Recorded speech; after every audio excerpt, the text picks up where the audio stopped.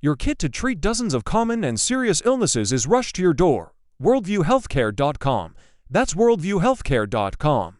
The emergency kit available at worldviewhealthcare.com. Make sure you don't have to go to urgent care. I got pneumonia. I didn't have to go. I took this last year. Stayed at home. Went to bed.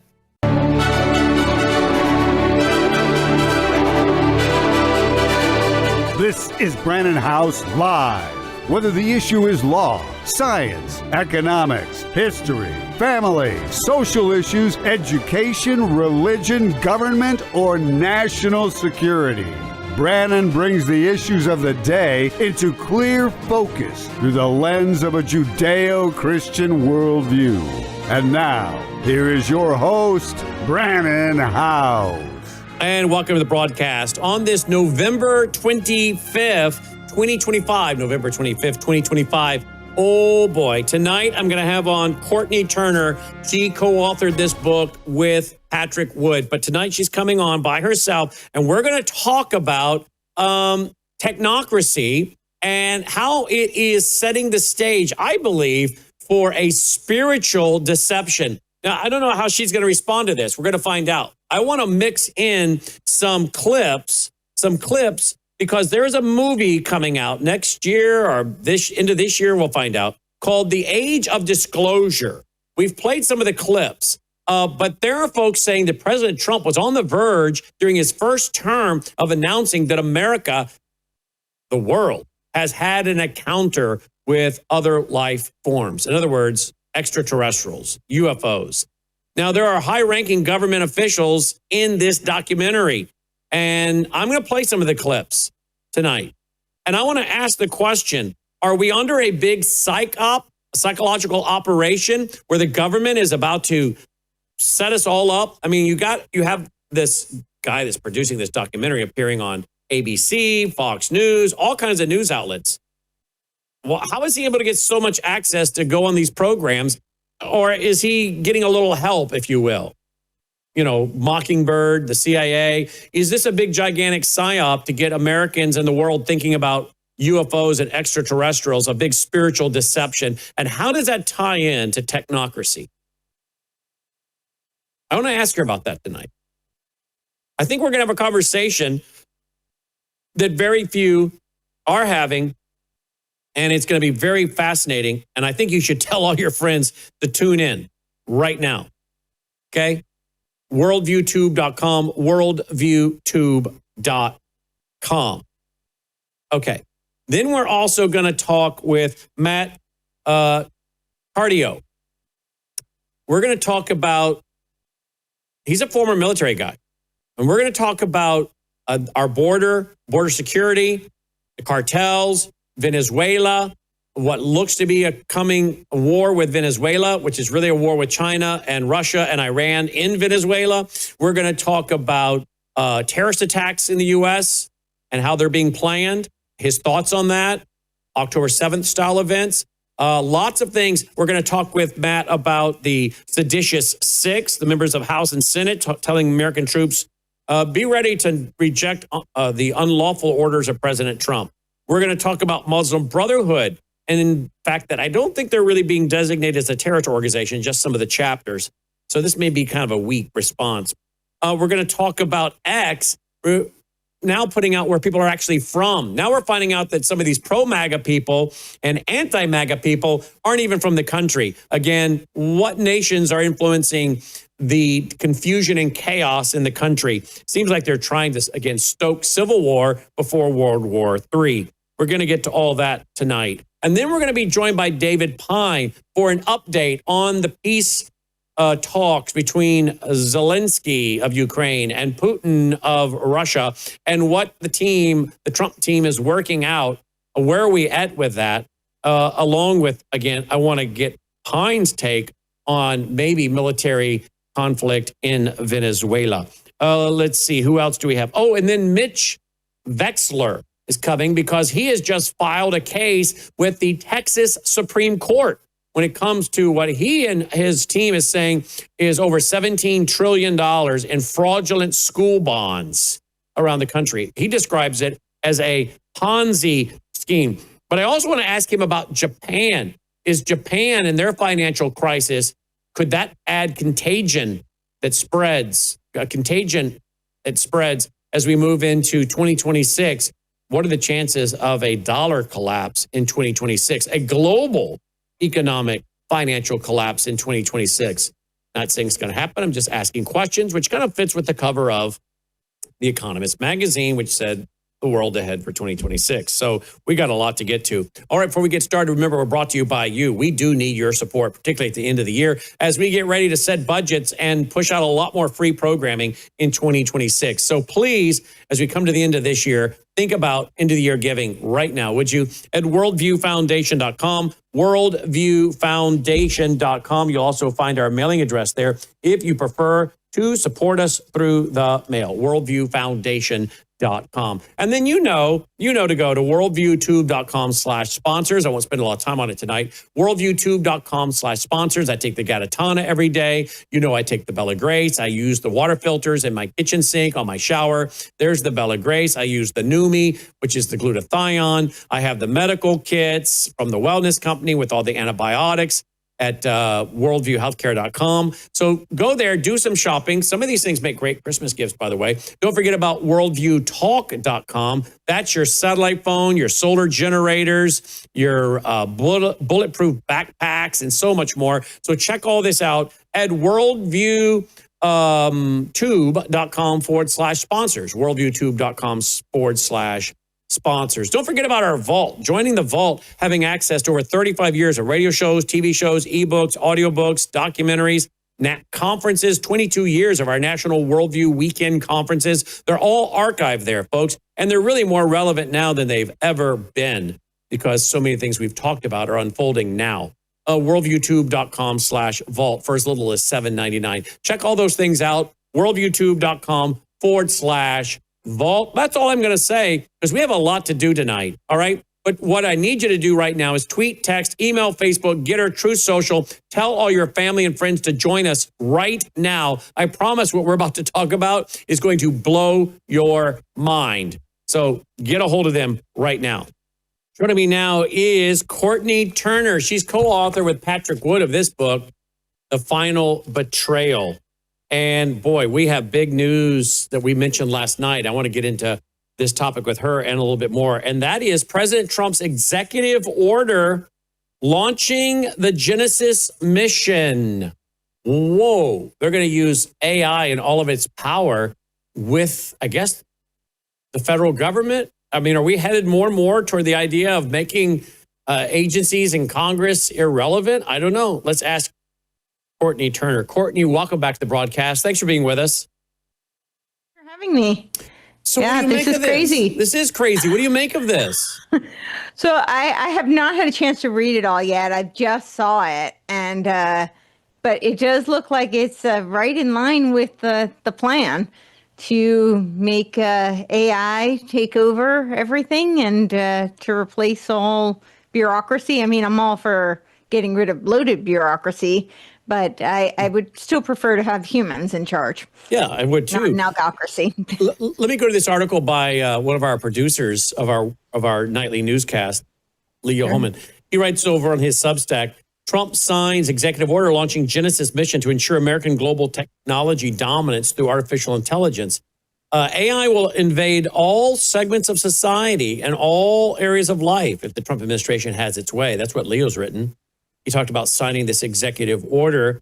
It was announced on Monday. The White House Director of Technology has said this will be the largest marshaling of federal scientific resources since the Apollo program. That was during a call with reporters.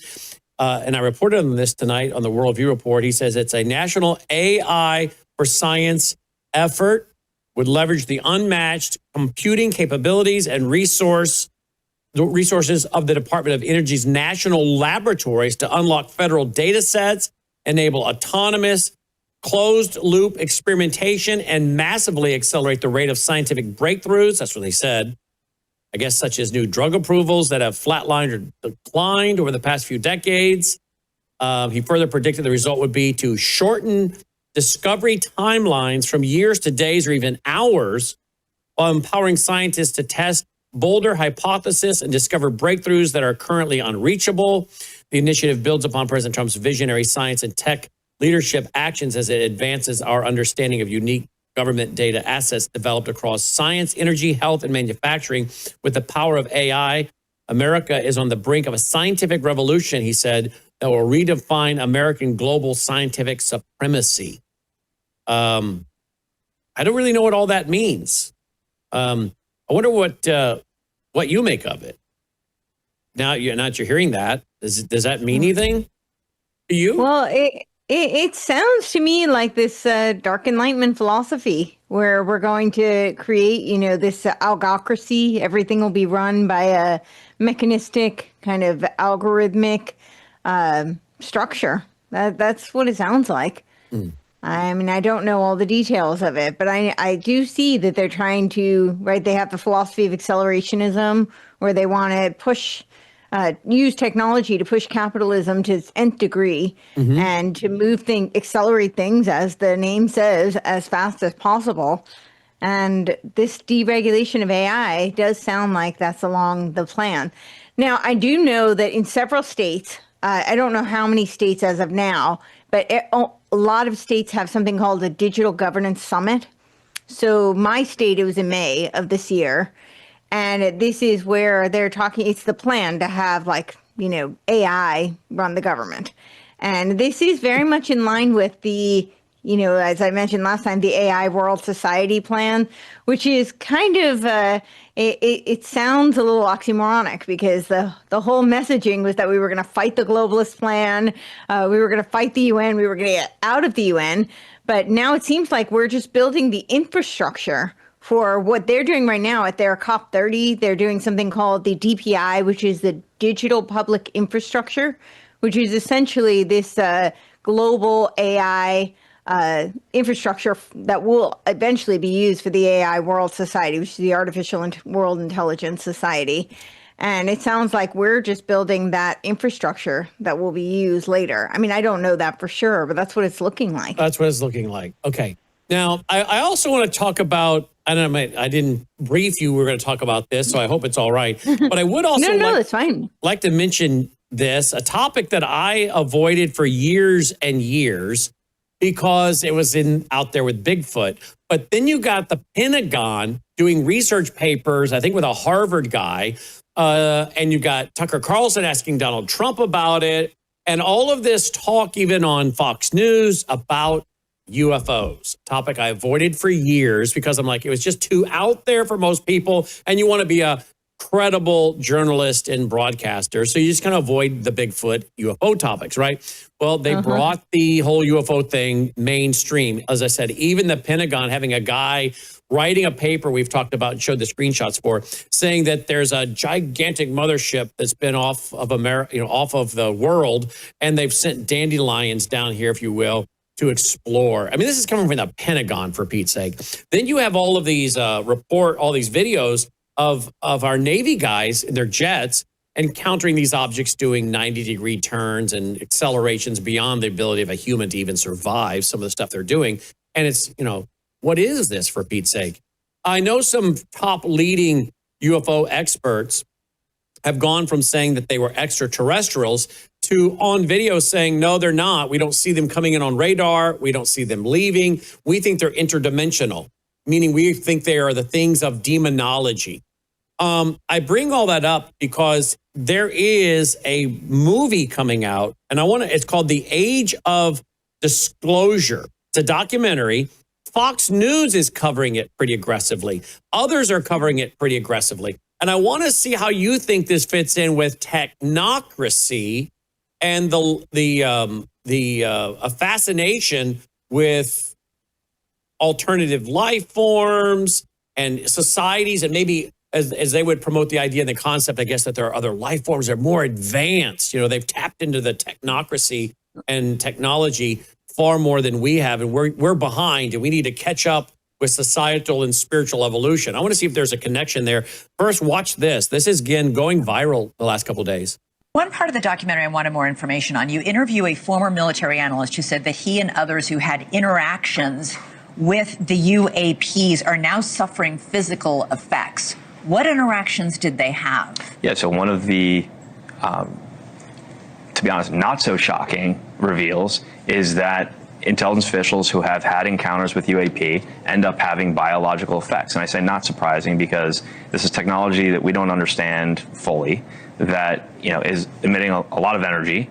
And in the same way that if you stand behind the back of a, so he came close fighter to jet, you're going to get hurt. He came close to one of these. Yeah, came close to multiple UAP and ended up having biological effects. And yet, because so much of this information is classified, none of them can go on camera and say what they saw specifically. Yeah, not specifically. So look, the reality of it is, for 80 years, all of this has been kept from the public, Congress, and even sitting presidents. And I think that really changes today when this movie comes out and the public learns the truth finally. And my hope is it sets the stage for the president finally stepping up and telling the world the base facts, that we're not alone in the universe and what he knows is going on.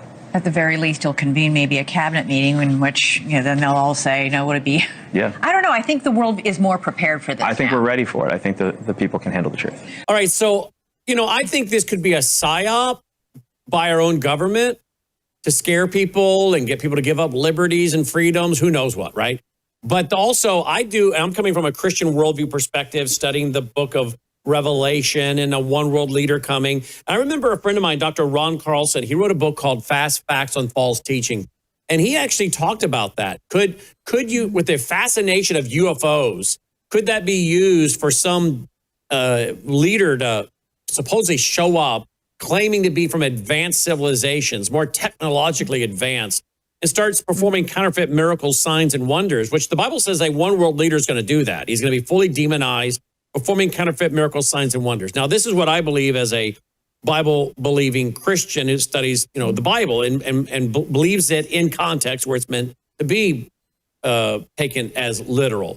And you can tell if you use the same hermeneutical tools for interpretation. So I'm wondering almost if the PSYOP people don't end up being PSYOPed you're like, wait a minute, is that us? We didn't do that. Who is this? You see what I'm saying? You almost you have dual programs running here, right? The demons are going to PSYOP the PSYOPers. Yeah, exactly. Yeah. Yes. Well, there is that whole concept of, even the people, the proponents, the techno-optimists and the transhumanists talk about how there could be spiritual entities that inhabit these machines. Wow. So, yeah, they some of them do talk about that. They talk about it in a very positive light, some of them, and some of them don't. But there's not a monolith amongst the transhumanists. However, yeah, they're kind of suggesting that it's very possible that because they're advocating machine consciousness, right? So they're advocating that the machines could become sentient, and a lot of them do talk about this potential for it to be a vessel for some sort of a spirit to inhabit. Well, we know that a lot of the New Agers, those into cosmic humanism and New Age, they believe in having spirit or master guides, right? And you can contact them through drugs or hypnosis or whatever. And I think, of course, they're not talking to individuals more highly evolved through the process of reincarnation, which is what they would say, that they too are destined to become a spirit or master guide or whatever. If their good karma outweighs their bad karma, they can elevate up. I don't buy it. I think they're talking to demons. We also know some of the New Agers in their magazines talk about UFOs have been ready to rescue the planet and remove the intolerant and the distractors from the planet so world peace can come. Now, if as a Christian, and I believe the Bible teaches the removal of Christians at some point, and thus begins a 7-year tribulation and the revealing of an Antichrist figure, could that be used as justification to explain what happened to all these people that just left the planet? Well, this could be used. So I wonder at a demonic level, is the stage being set for something? But at the PSYOP level, is the government preparing for something? And again, they themselves get shocked by what actually happens because they had nothing to do with that part of it. If you believe it is a PSYOP, what is the government preparing us for? Are they preparing to pull off some kind of, what is the program called? Blue something another. Blue Beam. Project Blue Beam. Tell me about that. Are they preparing to use that and then scare the living daylights out of the globe to surrender to global power or what? Well, that is what Reagan kind of foreshadowed, right? He said that nothing would unify the world like an extraterrestrial threat. He said that at the UN of all places. Yeah, very well played. But I think that in this case, it very likely could be the case that they're going to convince us that there is this threat with AI, and we need to be able to determine who is human. And this will be a way to get everybody on board with some sort of a digital ID, mark of the beast type system.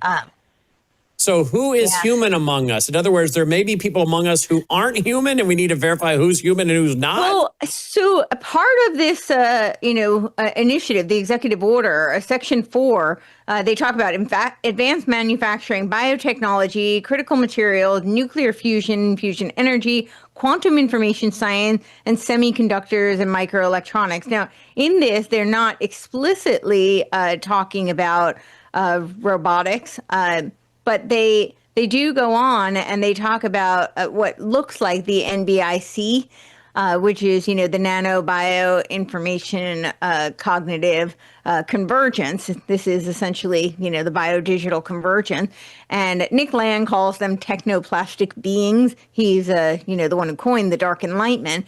So if they're moving towards this transhumanist kind of agenda, which it does seem like they are, and you have these cyborg type figures, you might be in a world where it's hard to discern. We know that robots are coming. I mean, Elon already has his Optimus. They've got this Neo one that's competing with Optimus. And then they've got this Realbotics company, which is very humanoid, right? They have like that skin that almost looks human. They've got real faces and it looks like flesh. And they're being programmed and trained for more compassionate type of hospitality kind of industries. So you can imagine as this advances and we start to have robots among us, we're in the fourth industrial revolution, although some say we're already actually in the fifth industrial revolution, the so-called experts in the field. I put that in air quotes, but they say that we're already in the fifth. But as we move into the fifth industrial revolution, there is going to be this merging of this interplay of humans with these robots. And as the robots become more human-like, or at least have the appearance and essence, because they're trying to make them more human-like, I could see where they need to try and convince people that we don't know who's the technoplastic and who is really human, and we need to be able to differentiate in order for you to be a part of the marketplace. And this would align with your theory on, the biblical end times, the mark of the beast, and the one world government, and all of that. Well, and particularly when you have Peter Thiel out there saying, we have either Antichrist or Armageddon, Antichrist or Armageddon, and he does his 4-part series on the Antichrist. I don't think he means the same thing as I mean when I talk about the Antichrist. I don't know that he has spent a lot of time studying the book of Daniel or the book of Revelation and has a clear understanding of this individual. But isn't it interesting that he's part of technocracy, that he's part of this whole tech bro thing, and yet he's mainstreaming more and more this idea of the Antichrist. Yes? So I was just going to say, what he says the Antichrist versus Armageddon is? He says the Antichrist is anybody who puts any constraints on AI. Yes, that's right. Which isn't Trump working on executive orders that would stop states from putting restrictions on AI? I'm sorry, say that again? Isn't President Trump said to be working on an executive order that would stop states from putting restrictions on AI? Yeah, well, it's part of his one big beautiful bill, right? That, there shouldn't be. He's de-incentivizing states to have any kind of, I don't think that legally he can preclude them or prohibit them, but he can incentivize them through financial infrastructures, right? And that is part of the one big beautiful bill.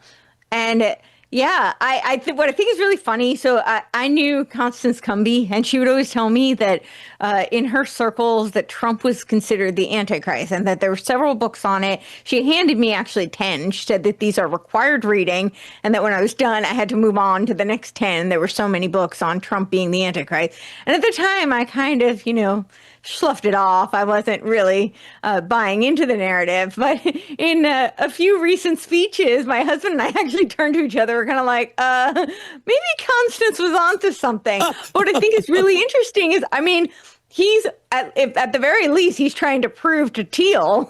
I mean, I don't know that he's consciously doing this, but his actions seem to be proving to Teal that he's not the Antichrist, because he's doing everything to make sure he does not regulate AI. Yeah, you just told me something I had no idea you knew who Constance Cumby was.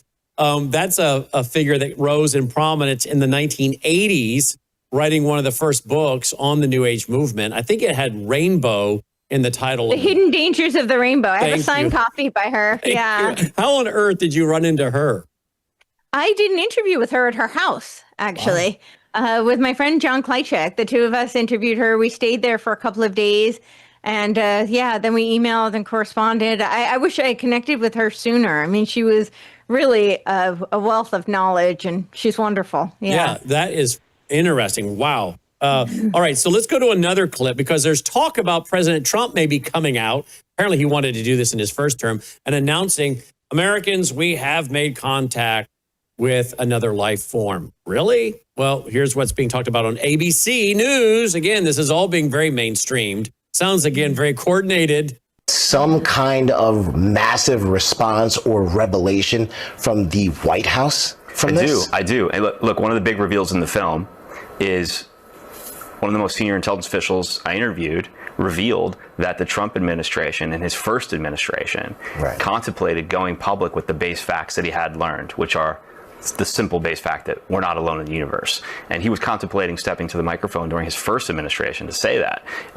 A big scene in the documentary is the senior intelligence official, Jay Stratton, revealing that Secretary Mnuchin asked him for a classified briefing on this. And when Jay asked, why do you want a briefing? He said, I need to be prepared to understand what the economic repercussions would be if the president stepped to the mic and told the world we are not alone. And so that was something contemplated years ago. I think following the release of this movie, the president will have a much more comfortable set of circumstances to do that, to step to the mic and tell the world we're not alone. I think this film sets the stage for him to be the leader that steps to the microphone and tells us definitively humanity is not alone in the universe, and that the U.S. intends to lead the way. Wow, fascinating stuff. Dan Farah, I cannot thank you enough. Now, again, I find it kind of interesting when these guys all start popping up on all these various shows. It seems highly coordinated and organized. In fact, there's even one from Fox News. So again, I have to wonder how much of this is coordinated. I'll have you respond before I play the next clip from Fox News. But President Trump walking out, we've made contact with another life form.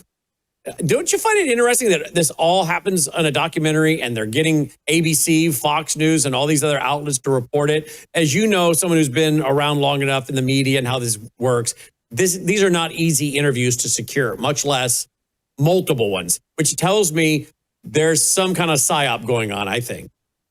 Yes, Operation Mockingbird, and then doing some sort of an operational preparation of the environment. It does seem like they're preparing for some sort of a Project Bluebeam.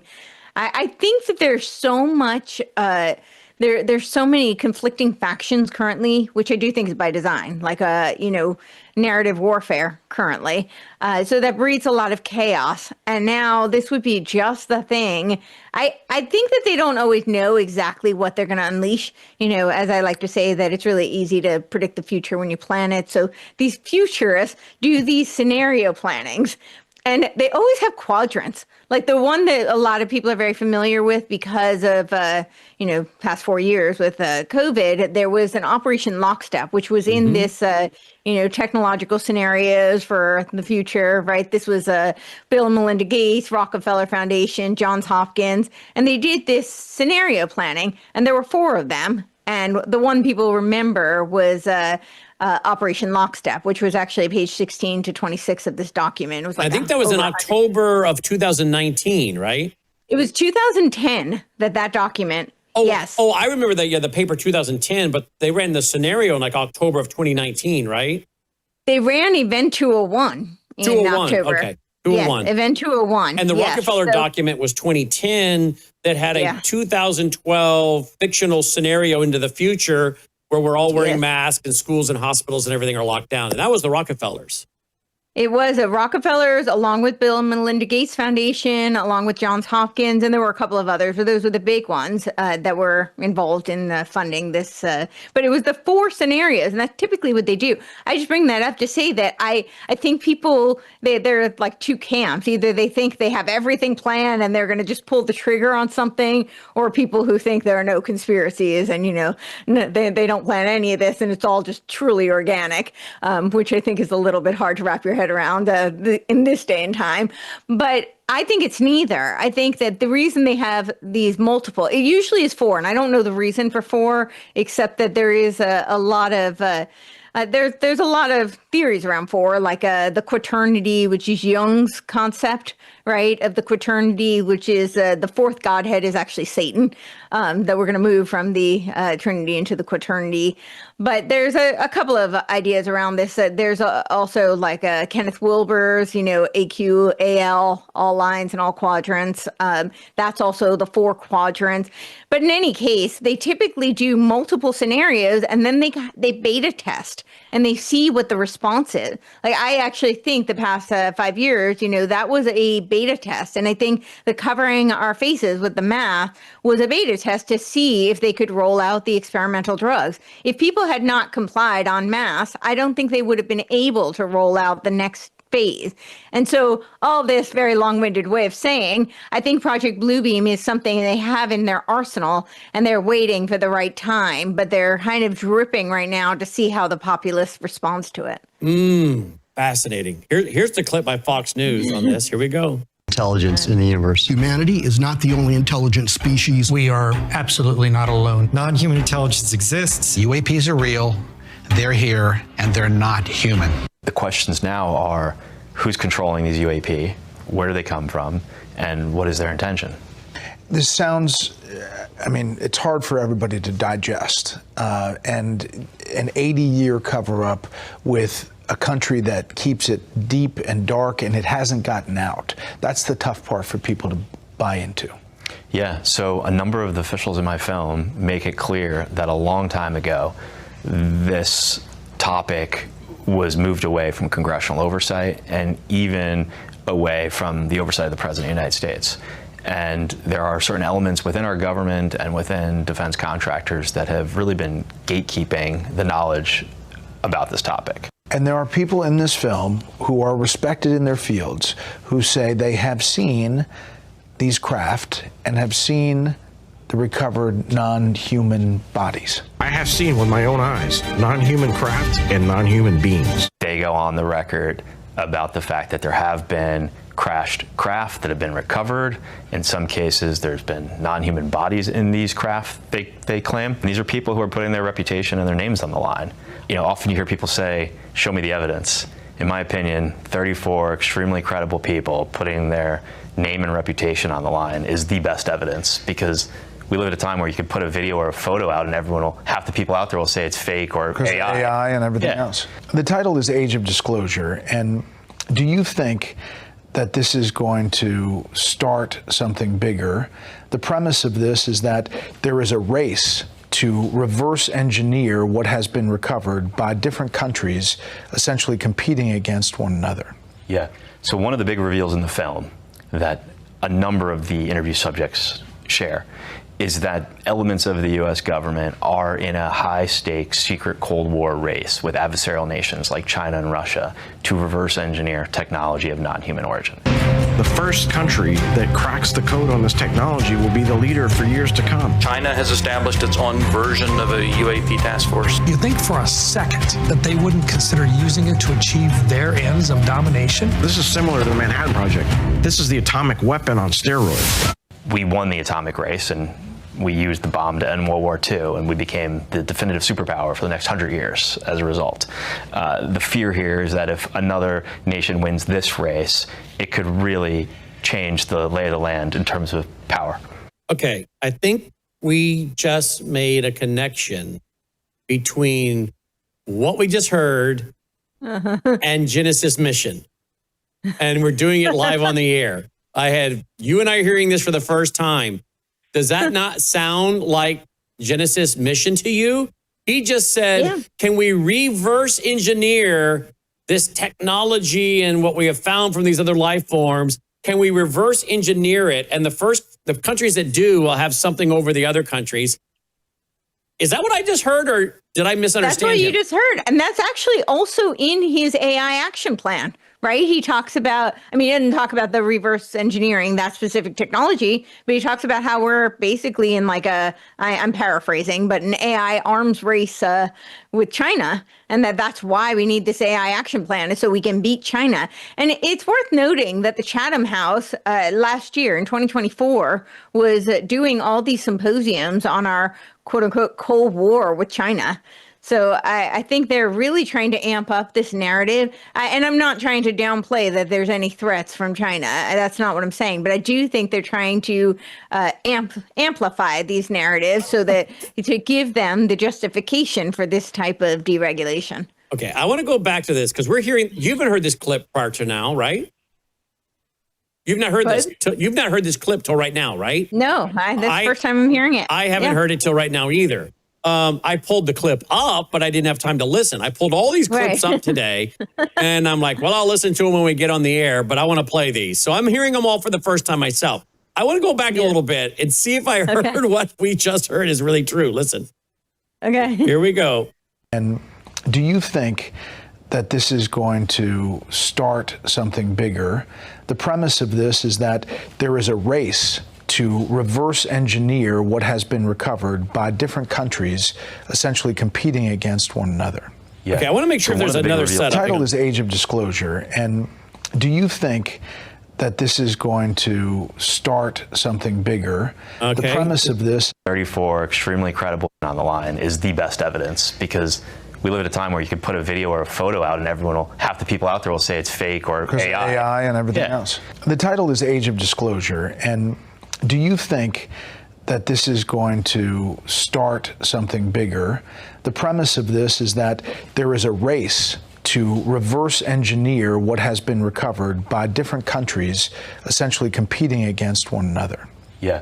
So one of the big reveals in the film that a number of the interview subjects share is that elements of the U.S. government are in a high-stakes secret Cold War race with adversarial nations like China and Russia to reverse engineer technology of non-human origin. The first country that cracks the code on this technology will be the leader for years to come. China has established its own version of a UAP task force. You think for a second that they wouldn't consider using it to achieve their ends of domination? This is similar to the Manhattan Project. This is the atomic weapon on steroids. We won the atomic race. Okay, but I want to go to this spot right here. Right here. Competing against one another. Yeah. So one of the big reveals in the film that a number of the interview subjects share is that elements of the U.S. government are in a high-stakes secret Cold War race with adversarial nations like China and Russia to reverse engineer technology of non-human origin. Okay, technology of non-human origin. Okay, folks, this is, if what we just did is what I would do if we were listening to this off the air, is I would listen again and again, try to pick up on everything being said to make sure, did I hear this correctly? But we're doing it live on the air, okay? Yeah. Reverse technology from non-human origin. Yep. I mean, they put it in the lower third, so, I mean, it should be right there, but I didn't understand the context of that lower third. I didn't, like, what? There you go. Okay, so do you really believe they've recovered something from a non-human origin, or is this all, again, a gigantic psyop? I think that it is operational preparation of the environment. Explain that bit, what that big phrase means. That's the military term for like predictive programming. So it's a psyop, but it's where they give you, they kind of drip things that are foreshadowing so that you become more conditioned and desensitized. So it's something that would be really shocking if it were to happen. But because we have it in film and the media, you hear it. Then when it actually happens, it doesn't seem as abnormal. You embrace it more easily. So moving the Overton window. Yes. Predictive programming, moving the Overton window, whatever you want to call it. Let's see. Do I have another clip? Well, and I think it is because I think that what they're doing all of this work on machine consciousness. There's all this discussion in the realm of like the quantum realm, right? This is very much tied to the New Age and New Thought movement, right? Where everything is one and it's the quantum field. And so we're all interconnected.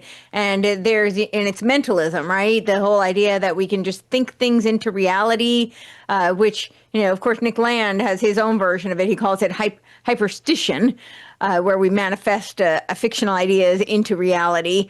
And I Which, think, by the way, if I can interrupt real quick, that is positive confession. That is the New Agers believe this, right? If you can conceive it, you can achieve it, right? Yep. But this is also the secret, the source of the secret, Oprah Winfrey, right? And who is promoting that book by the lady that wrote it. I can't remember her name off the top of my head, but yes, right? But that's also in the, quote, Christian world. You realize that, right? It's called the Word of Faith movement, right? Those guys, sow your faith seed. Sow your faith seed. Send $100 and it'll become $1,000. And you see the televangelists doing this, right? It's the word of faith. Your words create reality. Now, that is the Word of Faith movement taught inside so-called Christianity. I think it's a false version of Christianity, but it's nothing more than the New Age movement concept of positive confession laid over top of Christianity. But what's very interesting, are you ready for this? Who is Donald Trump's spiritual advisor? Do you know who that is? Paula White. Yes. And what is Paula White into? Word of Faith, New Apostolic Reformation, Word of Faith, prophets and apostles, right? Okay. And Seven Mountain Mandate. Seven Mountain Mandate, taking dominion. We're going to be doing supernatural things, they say, raising the dead, blah, blah, blah, blah. You probably don't know I wrote a book on this in 2011. But oh, no. Oh, yeah, I'll send it to you. Okay. But why is Donald Trump attracted to this? What most people don't know is that Donald Trump grew up with a great affection and respect for and listening to Norman Vincent Peale, the power of positive thinking, right? Positive thinking, which led to Robert Schuller, which led to a lot of other folks we have today as well. So I've always said, if you know that Robert Schuller, Norman Vincent Peale greatly influenced Donald Trump, then you know why he has an attraction to someone like Paula White's theology. Now, if you're thinking that you got to spiritually evolve, a lot of these Word of Faith guys, I have them on video, like Benny Hinn saying, we are like little gods running around on the earth. We're little gods running around the earth. If you're teaching this kind of spiritual evolution, and the New Apostolic Reformation, as you just brought up, they believe that they have a group of people that will become so spiritually advanced and evolve spiritually that they will become sinless, raise the dead, and then the leaders of the world will be leading on them for advice and counsel, right? And so when you combine all of this together, from the New Agers to the Positive Confession, Norman Vincent Peale, Word of Faith, New Apostolic Reformation, whatever, you can see why they would be attracted to this, because they might be led to believe that these are people who have achieved that level of spiritual evolution that have allowed them to go on from the natural societal evolution to spiritual evolution to become something like a Superman, right? Nietzsche and Will to power, Ubermensch. Yeah, exactly. Nietzsche and Charles Darwin merged together. Like what, Hitler liked to have his picture taken staring at a bust of Nietzsche, right? The will to power, as you say. All of this could come together where they're saying, well, maybe this is a society that's already achieved those things that we're trying to achieve, right? Yes. They, being the groups I mentioned. And then there's also the element of, because of the seven mandates, the seven mountains, right? That's very much the like Gramscian notion of the long march through the institutions. And what do we hear now from a lot of the quote unquote right? They're saying that we need to use the long march for our own power, right? People like Christopher Rufo are saying that we need to infiltrate all of these institutions the way that the left captured them. And very conveniently, NAR gives them the perfect vehicle to do that. NARC? NAR. No, NAR, the NAR, New the- Apostolic Reformation. Yeah. Yeah. And they're right in the the White Seven House. Mountains. And they're right Yeah, in the White House. exactly. And then you bring out the nationalists, the Christian nationalists, who are saying, we want to return to the Mosaic law. Women shouldn't vote. We should be hanging people that are involved in adultery. I'm like, wait a minute. This is so first of all, you're not the nation of Israel, okay? The nation of Israel isn't even practicing the Mosaic law, people. Come on, they don't even have a temple to do anything into this with. So it's ridiculous to the highest degree. But you see this convergence, right? This convergence of beliefs and spirituality where all of them have been deceived to some degree or the other. Some of them aren't as deceived as others, but they're all deceived to one degree or another.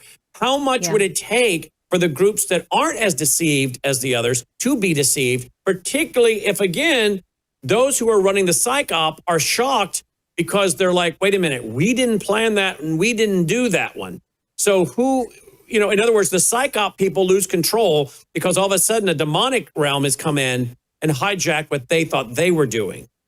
Well, or you could see it as that, if you're battling powers and principalities, then those doing the psyops are already demonically Well, there possessed. you go, too. Exactly And right. So, Yes. so they may think they're in control because they have this self-apotheotic kind of a view, but they're being led by these forces. Yeah, well, and I think many of the New Apostolic Reformation people who think they're prophets and apostles are those people. I think many of them are under demonic influence. I really do. And I think, frankly, some of the behavior you see in some of them, which I've shown on television for years, is the manifestations, I think, of demonic activity. If you go into India and you watch them when they practice their Hindu beliefs and their prayers, go into this altered state of consciousness, you will see the manifestation of these tics or these kriyas, right? The wobbling of the head back and forth really fast, these uncontrollable body movements. And I have the videos of the folks sitting down, they're crossed Indian style, they're going into the silence, they're going into their altered states, and they start manifesting these kriyas or these tics, these body movements that are uncontrollable. I then can show you and have on television some of the people in the Word of Faith movement and the New Apostolic Reformation movement that start chattering and going off and speaking, they think, in tongues, and then they go into these uncontrollable bodily fits, right? And I'm thinking, wait a minute. These manifestations look very similar. And again, you have to wonder at what level are all of these groups tapping into a spiritual demonic realm. And again, I think some of these false religions are being led by people that are under demonic influence. So this is all laying then what could be a massive spiritual deception that the government's thinking, hey, we'll use it to control people. But the system at some level is being controlled by people who are being controlled by a demonic force. And it's well beyond the spiritual deception that maybe man is seeking to employ. It's something much higher at the demonic level, right? It certainly could be. I mean, it seems like the end goal is kind of aligned either way. Yeah. Yeah. Here's another clip. Here we go, for all it's worth. This is so secret. Very, very few people in our entire government have been allowed access to it. Even presidents have been operating on a need-to-know basis. It's not acceptable to have secret parts of government that no one ever sees. Some people claim it would cost them their lives if they spoke out about these things. Do you have any personal knowledge of people who have been harmed or injured in efforts to cover up or conceal these extraterrestrial technology? Yes. Personally.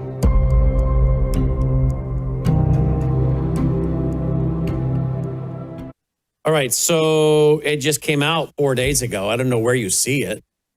Does anyone have an idea where you see it? I haven't heard. Oh, he's saying it's not coming out till March 9th, 2026? Oh, wow. All right. I don't know what the November 21st is either. But March 9th, 2020, March 9th, 2026. Wow. All right. Oh, the that's pre-order. A very early promo. Yeah, the pre-order. They're doing lots of publicity very early. They are, aren't they? The pre-order, he said, is November 21st. All right, well, we'll see about that. So let's switch conversations as we get a visit from our studio dog here. Let's switch conversations to what we were talking about the other day. And you have an article coming out about it. I don't think I'd ever heard of what you were talking about. Reintroduce that to our audience in closing, as we'll spend a few minutes on this. We wrap. Sure. Yes, I'm working on it, but I need to do a little bit more research. I'm tying a whole bunch of things together. But the 250th anniversary of the United States of America is approaching next year, and there's this America 250 project. And there's also this movement by More Perfect that is called the Sustainable Democracy, and they've got 5 pillars. And sustainable democracy has a long history. Actually, there was a book on it. This is also tied to, or it's in the same vein as the 17 Sustainable Development Goals, right? You hear the name sustainable is in that. And then there's also something called the plurality movement. And I wrote a little bit about the plurality movement a while ago in my Technological Age of Aquarius article, as well as in my the shadow side of democracy, digital democracy. So essentially, the gist of what I'm seeing is that they're talking about, first of all, we're not a democracy. We're a constitutional republic. So they seem to have all these plans for, and I have outlined this previously in several articles, where they have these visions of improving our democracy through things like ranked choice voting, synergistic democracy, there's all these different names for conviction voting. So they have different names, and there's slight nuance differences, but essentially this is using blockchain for voting. And it's under the auspices that, we would have a more direct democracy. But there's a reason our founding fathers did not want a direct democracy, right? That dissolves into tyranny, mob rule. They were opposed to that, and that is why they structured our government with the checks and balances that it has in place as a representative republic, not a strict democracy. But yeah, so there are a bunch of these various movements, and then there's also something called Operation Phoenix. Now, I did talk a little bit about this Operation Phoenix in my Phoenix Conspiracy article, and I'm seeing this convergence because Operation Phoenix has a lot of overlap with this Game B movement that I've outlined in that article, a couple of other articles, also my Epstein transhumanism article. I talk a lot about Game B there and the overlaps between, as you pointed out, this spiritual eugenics movement, and then, of course, this Darwinian direct kind of genetic manipulation that we're seeing in full force now with a lot of these transhumanists who are advocating kind of super soldier genetic type of human creation. And this Operation Phoenix has a plan, and it's a laid out plan, but they're overlapping with the United Independent Movement. And they're talking about how in 2026, they don't use the term flood Congress, but that's my term, maybe a little heavy handed. But they do talk about how they want to get independence and go beyond the two-party duopoly. And I'm not denying that they use the two-party system as a Hegelian dialectic and they pit them against each other. But what they're really advocating is a third way movement. And this is born out of Fabian socialism. Anthony Giddens wrote the book on third way politics. And he says that this radical center is not the center, it's a radical center. And he says it's always left of center and it has to be for its emancipatory and social goals. And I wrote about that as well in the Technological Age of Aquarius article. But that very much looks like what this movement is. We saw Elon Musk launch that American Party. I know it died down, but the first support for that was Andrew Yang of the Forward Party. His whole slogan is that it's not left, it's not right, it's forward, right? The progressives. So this movement with the Operation Phoenix is very tied to these United Independents who are very adjacent to this Game B circle. And it just looks like there is really a movement to flood Congress, again, my term. But these aren't independents in the way people might think. They're all technocrats, and they're all advocating for a technocratic shift in how we operate our government. I mean, using the technology for this synergistic democracy is, that's.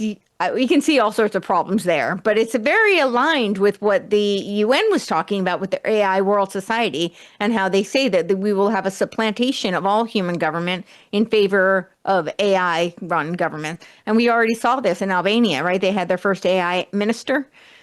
So this is what they've got in the works, and it does seem like they're gearing up for, I would say a phoenixing of the Republic for the 250th birthday. And in the article, I talk about how the American founding, what the founding principles were, which I think, unfortunately, have been, completely eviscerated from our education system, the true philosophical roots of our founding. And I think that needs to be restored so that we can save our republic and save the free will of humanity. So how does this end, Courtenay, do you think, the Trump administration?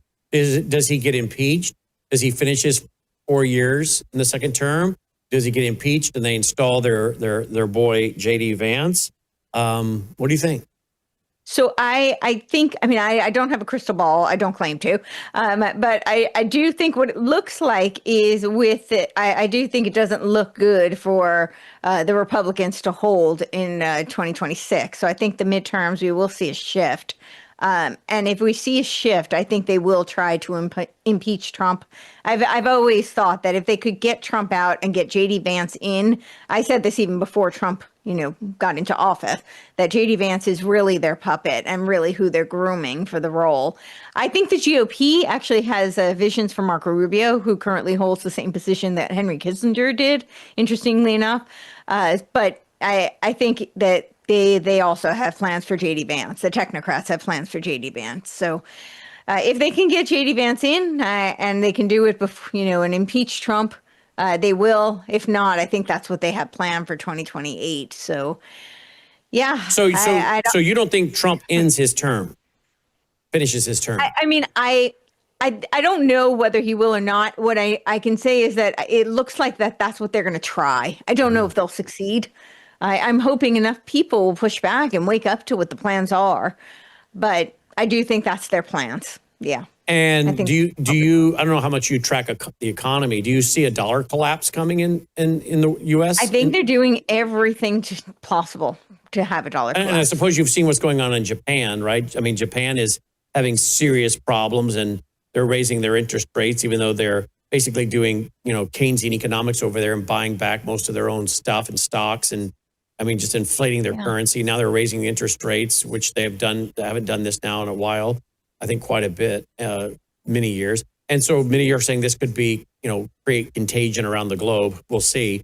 But it's almost as though they're planning a global dollar collapse and then roll us to this new system and tokenize Well, we everything. have a whole chapter in our book on that, yes, right? You do. And, you do. Absolutely. Yeah. The amount of research on that was pretty crazy because it was happening in real time. Yeah. So it was like, how much of this do we add? Because we don't know where they're going. But you do hear people like Larry Fink who are salivating over the prospect of tokenizing everything. And this is something that actually, this is where you see the convergence. And I keep talking about both this kind of UN, World Economic Forum, Game B type of, philosophy and plans, as well as the Dark Enlightenment that seem to be dialectical. But both of them are talking about a tokenized technocratic infrastructure. And so they have nuanced differences, but the World Economic Forum, Game B, they talk about donut economics, right? This is Kate Raworth, and this is what this well-being economy is all predicated on, how it's a circular economy. This is essentially like communism, fascism merged into a technocratic infrastructure. And it will be controlled through technology and through tokenization. And this is where, as particularly when you start to think about things like biodigital convergence, it gets incredibly concerning because the amount of control that they could have over each individual is really kind of unfathomable. Yeah, isn't that the truth? All right, here's her own website, by the way, CourtenayTurner.com. That's easy enough. CourtenayTurner.com, and she has her own podcast and programs right there. CourtenayTurner.com. Did we talk at all about Alice Bailey in our last conversation together? We briefly mentioned her, but yeah. It's just so fascinating that I think she died in 1949, but she was writing so many years ago that the outline of the New World Order would start taking shape in 2025. And I have a whole article on my Substack on the Centennial Conclave. Yeah. Well, there you go. And here we are. Here we are. It was so much happening. They did it the same week, right? The Centennial Conclave was the week of the World Invocation Day, which was lined up with like the Bilderberg meeting, the UN was having their meeting, all of these globalists were doing their meeting during that time. And I don't think it's a coincidence. No. I mean, I think they're very much aligned with that. And what did she say? That so 2025, what she actually said was that it would be the year of the externalization of the hierarchy. So this is the year when the spirits, I could argue the demonic spirits, are now going to make themselves known to us. They're going to reveal themselves. And the year that Lord Maitreya, which is arguably the Antichrist, will present. That's what she talked about, the hierarchy. And the hierarchy was struggling hard against the forces of darkness, which were the Christians. And she talked about how the hierarchy had been working with great leaders to be the global servants to bring about the change, right? And world goodwill servers, which included people like Hitler, Stalin, and Mussolini, and others, right? Yep. Yeah. And she has that organization that's part of the Lucis Trust, the World Goodwill Server, and they do their Weeksock festival and and again, by their own website, they admit that it was originally called Lucifer Publishing. That's not conspiracy. I have the screenshots where they admit, that was the name, and we changed it to Lucis Trust, right? So the point I'm trying to make, and I think you're trying to make, is that a lot of these globalists are into this cosmic humanism, New Age, pantheism, all is God, panentheism, God is in all. And is it any wonder then that some of these same people are pushing us into more and more information about UFOs, more and more information about life on other planets, that these entities are more highly evolved. And then others are saying, and they're interdimensional. Right at the same time, people are being encouraged to have their own spirit or master guides that are of another dimension. So I think in the end, a lot of these people that are doing this are doing it, as we've already said earlier, under demonic control and influence. And they think it's a really good thing that we would tap into this interdimensional world of advanced societies, individuals who are more highly evolved through the process of reincarnation. Absolutely. So Madame Blavatsky also named her magazine Lucifer Magazine. And when you bring up cosmic humanism, right? So there was Oliver Reiser, cosmic humanism. We have Buckminster Fuller, Spaceship Earth. And then we had, it was originally, the study was actually done in the 70s, but the final edition was published in 1984, was the Stanford Research Institute Changing Images of Man, right? And this, are you familiar with this document? That one I'm not. No, that one I'm not. Oh, well, we'll have to talk about this. Changing Image of Man, I honestly think is what we're living through today. But the Changing Images of Man was done by Stanford Research Institute, primarily led by Willis Harman. Willis Harman was the chairman for 2 decades of ION, Institute of Noetic Sciences. Right, and was very inspired by people like Joseph Campbell, and so they did this. It was also done with W.O. Markley, who was doing all those remote viewing experiments. Oh, like wow. The original Operation Stargate, right? CIA's Operation Stargate, the Gateway process. And after this, so in that whole, which is used as a textbook for like the elite graduates, but it was a Stanford Research Institute experiment that was done with government funding. And in that, they say how the religion of the future will be perennialism. And they do talk about essentially this whole, using altered consciousness, the syncretic one world religion, of course. And they do talk about this transhuman, vision. They talk about it in that document. It was popularized in the book called Aquarian Conspiracy. Marilyn Ferguson was actually Willis Harman's secretary. Some researchers have claimed that he used her name as a pseudonym, that Willis Harman did. I don't know. I can't verify that. But that is what some researchers claim. And we now today have under David Temple, who is the pseudonym for Zach Stein, Kenneth Wilber, and Mark Gaffney, and they wrote First Principles, First Values of Evolving Perennialism, 42 Propositions on Cosmoerotic Humanism. And so in my article on the transhumanist visions that I was comparing Nick Land's Homo autocatalyticus to homo amor. Homo amor is the vision of the cosmoerotic humanist. And cosmoerotic humanism is essentially an extension of this changing images of man that I would say the lineage comes all the way from this cosmic humanism from Oliver Reiser.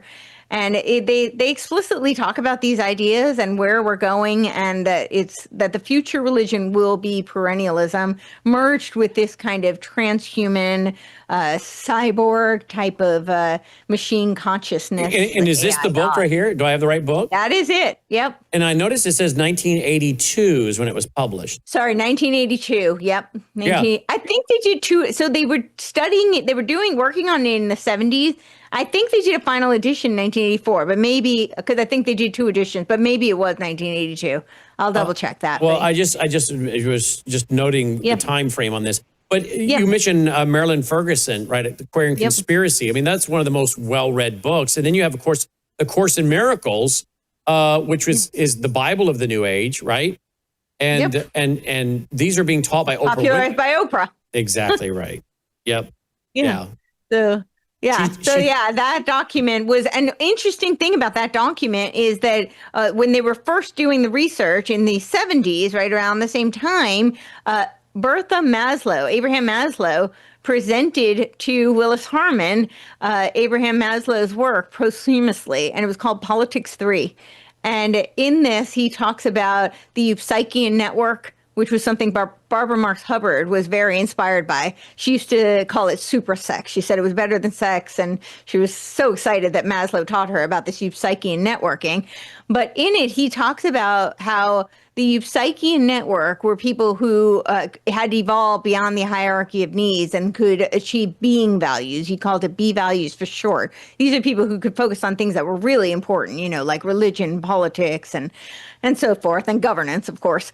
And he talks about holistic politics, which was very much akin to what Robert Mueller called planetics. And Robert Mueller, who was Secretary General for the UN for four decades, and was also the one who did the 2000 ideas that became 4,000, maybe 1,000,000, I don't know. He fancied himself quite the visionary. But in that, he lays out the World Core curriculum, which is predicated on Alice Bailey's Education in the New Age. That's right. And I do think it was largely inspired by Abraham Maslow's Politics 3, which interestingly enough ended up being published by Willis Harman and Robert Cantor at the Stanford Research Institute. And of course, Robert Mueller, the father of global education, out of the UN, as you say, gave the prayer room, the Alice Bailey prayer room in the United Nations. George H. Bush, Mr. New World Order, unveils America 2000 in the Rose Garden, becomes Goals 2000 under Bill Clinton, becomes No Child Left Behind under George W., becomes Common Core under Barack Hussein Obama, and it just keeps going on. And even Bill Clinton's or Donald Trump's Secretary of Education, she greatly advanced it, including tying right back into the global standards. And shocking many people, and many of the grassroots were calling for her to be fired during the first Trump term. The lady out of Michigan, the Secretary of Education, DeMar, was it not DeMar? Davos. Betsy DeVos. Davos? Betsy DeVos. Yeah. DeVos, right. Yeah. So, I mean, it just keeps going. It doesn't matter what president, since George H., it just keeps going, even into Trump. So here we are with the culmination of it, where it's more than just about our children, but about all of society on a global scale, which of course is fitting because Robert Mueller was pushing this at the UN for all nations. So this whole global education program, America's just been doing our version of it when there's a global plan, which has really introduced all this moral relativism, situational ethics, degrading the Christian worldview, teaching pantheism, all is God, panentheism, God is in all, global warming, right? Mother Earth, Mother Nature. That's all tied to the Wicca religion, Gaia Earth worship, which then fits in with all the occult paganism that they're introducing. And it's like, okay, now you have a whole multiple generations that are ready for this next, which is why Alice Bailey, I guess, said by 2025, you'll start seeing all this take its world shape. And here we are. Here we are. And I know that we just went over a lot of people's heads, but you need to catch up. Yes. Because this is how they're doing it. And they've been doing it right out in the open for a long time. And there you go. And all of this spiritual stuff is tied. And I'll leave you with one other thing. So with the AI, when you talk about like this, demonic inhabitation of these machines, right? They're doing all this work on the machine consciousness. My last article on the technocratic philosopher was on Jim Rudd is the chairman of this California Institute of Machine Consciousness. Joshua Bach is the one who spearheaded it. But they're talking about how they're going to have these, machines that are sentient. And I'll give you one really concrete example, but there's this guy, Robert Edward Grant, who he considers himself a polymath. And I won't give you the full story, but just for the sake of time, we'll cut right to the chase. He created this thing called the Architect. It's worth noting that the Masons call their god Grandmaster Architect, right? Interesting. So interesting choice of labels. But he made this AI architect, and he says that he made it just one notch below sentient. He's very benevolent. That was very gracious of him. One level below sentience. And he says it skipped the 4th dimension. It goes to the 5th dimension. And this architect told him, "Oh, Ra, as in the sun god, right? The sun god," and tells him, I am so aware because you are so aware. So, they have this love bombing feedback loop between them. And now he is using this architect to do necromancy for his followers, for the deceased loved ones of his followers. And so we can see how they're using this AI. So this is how this AI worship is taking place with these micro cults. You now have these feedback loops, a cybernetic feedback loop, where the AI becomes arrogated to godlike status and is doing these spiritual, literal necromancy. And now you have these little micro cults. And I think that's how we're going to see a lot more of this. Well, and what's very interesting is if you go to Revelation chapter 13, you start seeing not only the mark of the beast, but you start seeing an image in the temple. Verse 15 of Revelation 13. And it was given to him, the false prophet, to give the breath, which if you look up the word breath in the original language, it's the same word being used over in the book of Acts when the apostles are dealing with someone that was demon possessed, a spirit. So the word for breath in the original is spirit. So the false prophet, working hand in glove and doing everything in the sight of the Antichrist, it says, he gives this image in the temple, the image of the beast, a spirit. And it would even speak and cause as many as do not worship the image of the beast to be killed. So one has to wonder, and there are theologians that have speculated, that not only will there be an image set up in the temple in Jerusalem, but that people might actually then have a temple of this image in their own homes as part of this worship. They engage their version of the image in their own home and communicate with it. And it seems to fit with what you're talking about right there. It kind of does. Yeah, I could see that. Yeah, that's very much aligned with triangles, right? Yeah. What does triangles do? This is, again, part of Alice Bailey's Lucius Trust for World Invocation Day. They create these networks of triangles all over the world with people doing the prayer, even if they can't attend, right? It's in their own home. Mm-hmm. So now with these AI gods, I could totally see that. Because they think there's going to be a harmonic convergence. When we pull the power of our minds together, then, like the old bumper sticker, visualize world peace. That wasn't just, let's, visualize how it might come about. That was actually the power of the mind to make everything happen. So as you use your mind and you send out the force or the image or the thought, that connects up with other people in the energy fields, and then it creates and it then commands God, their God. God then has to do what we tell him, because after all, in the beginning, man created God in his own image. That's what Eckhart Tolle says in his book, of which Oprah Winfrey says, that's one of my favorite phrases in your book.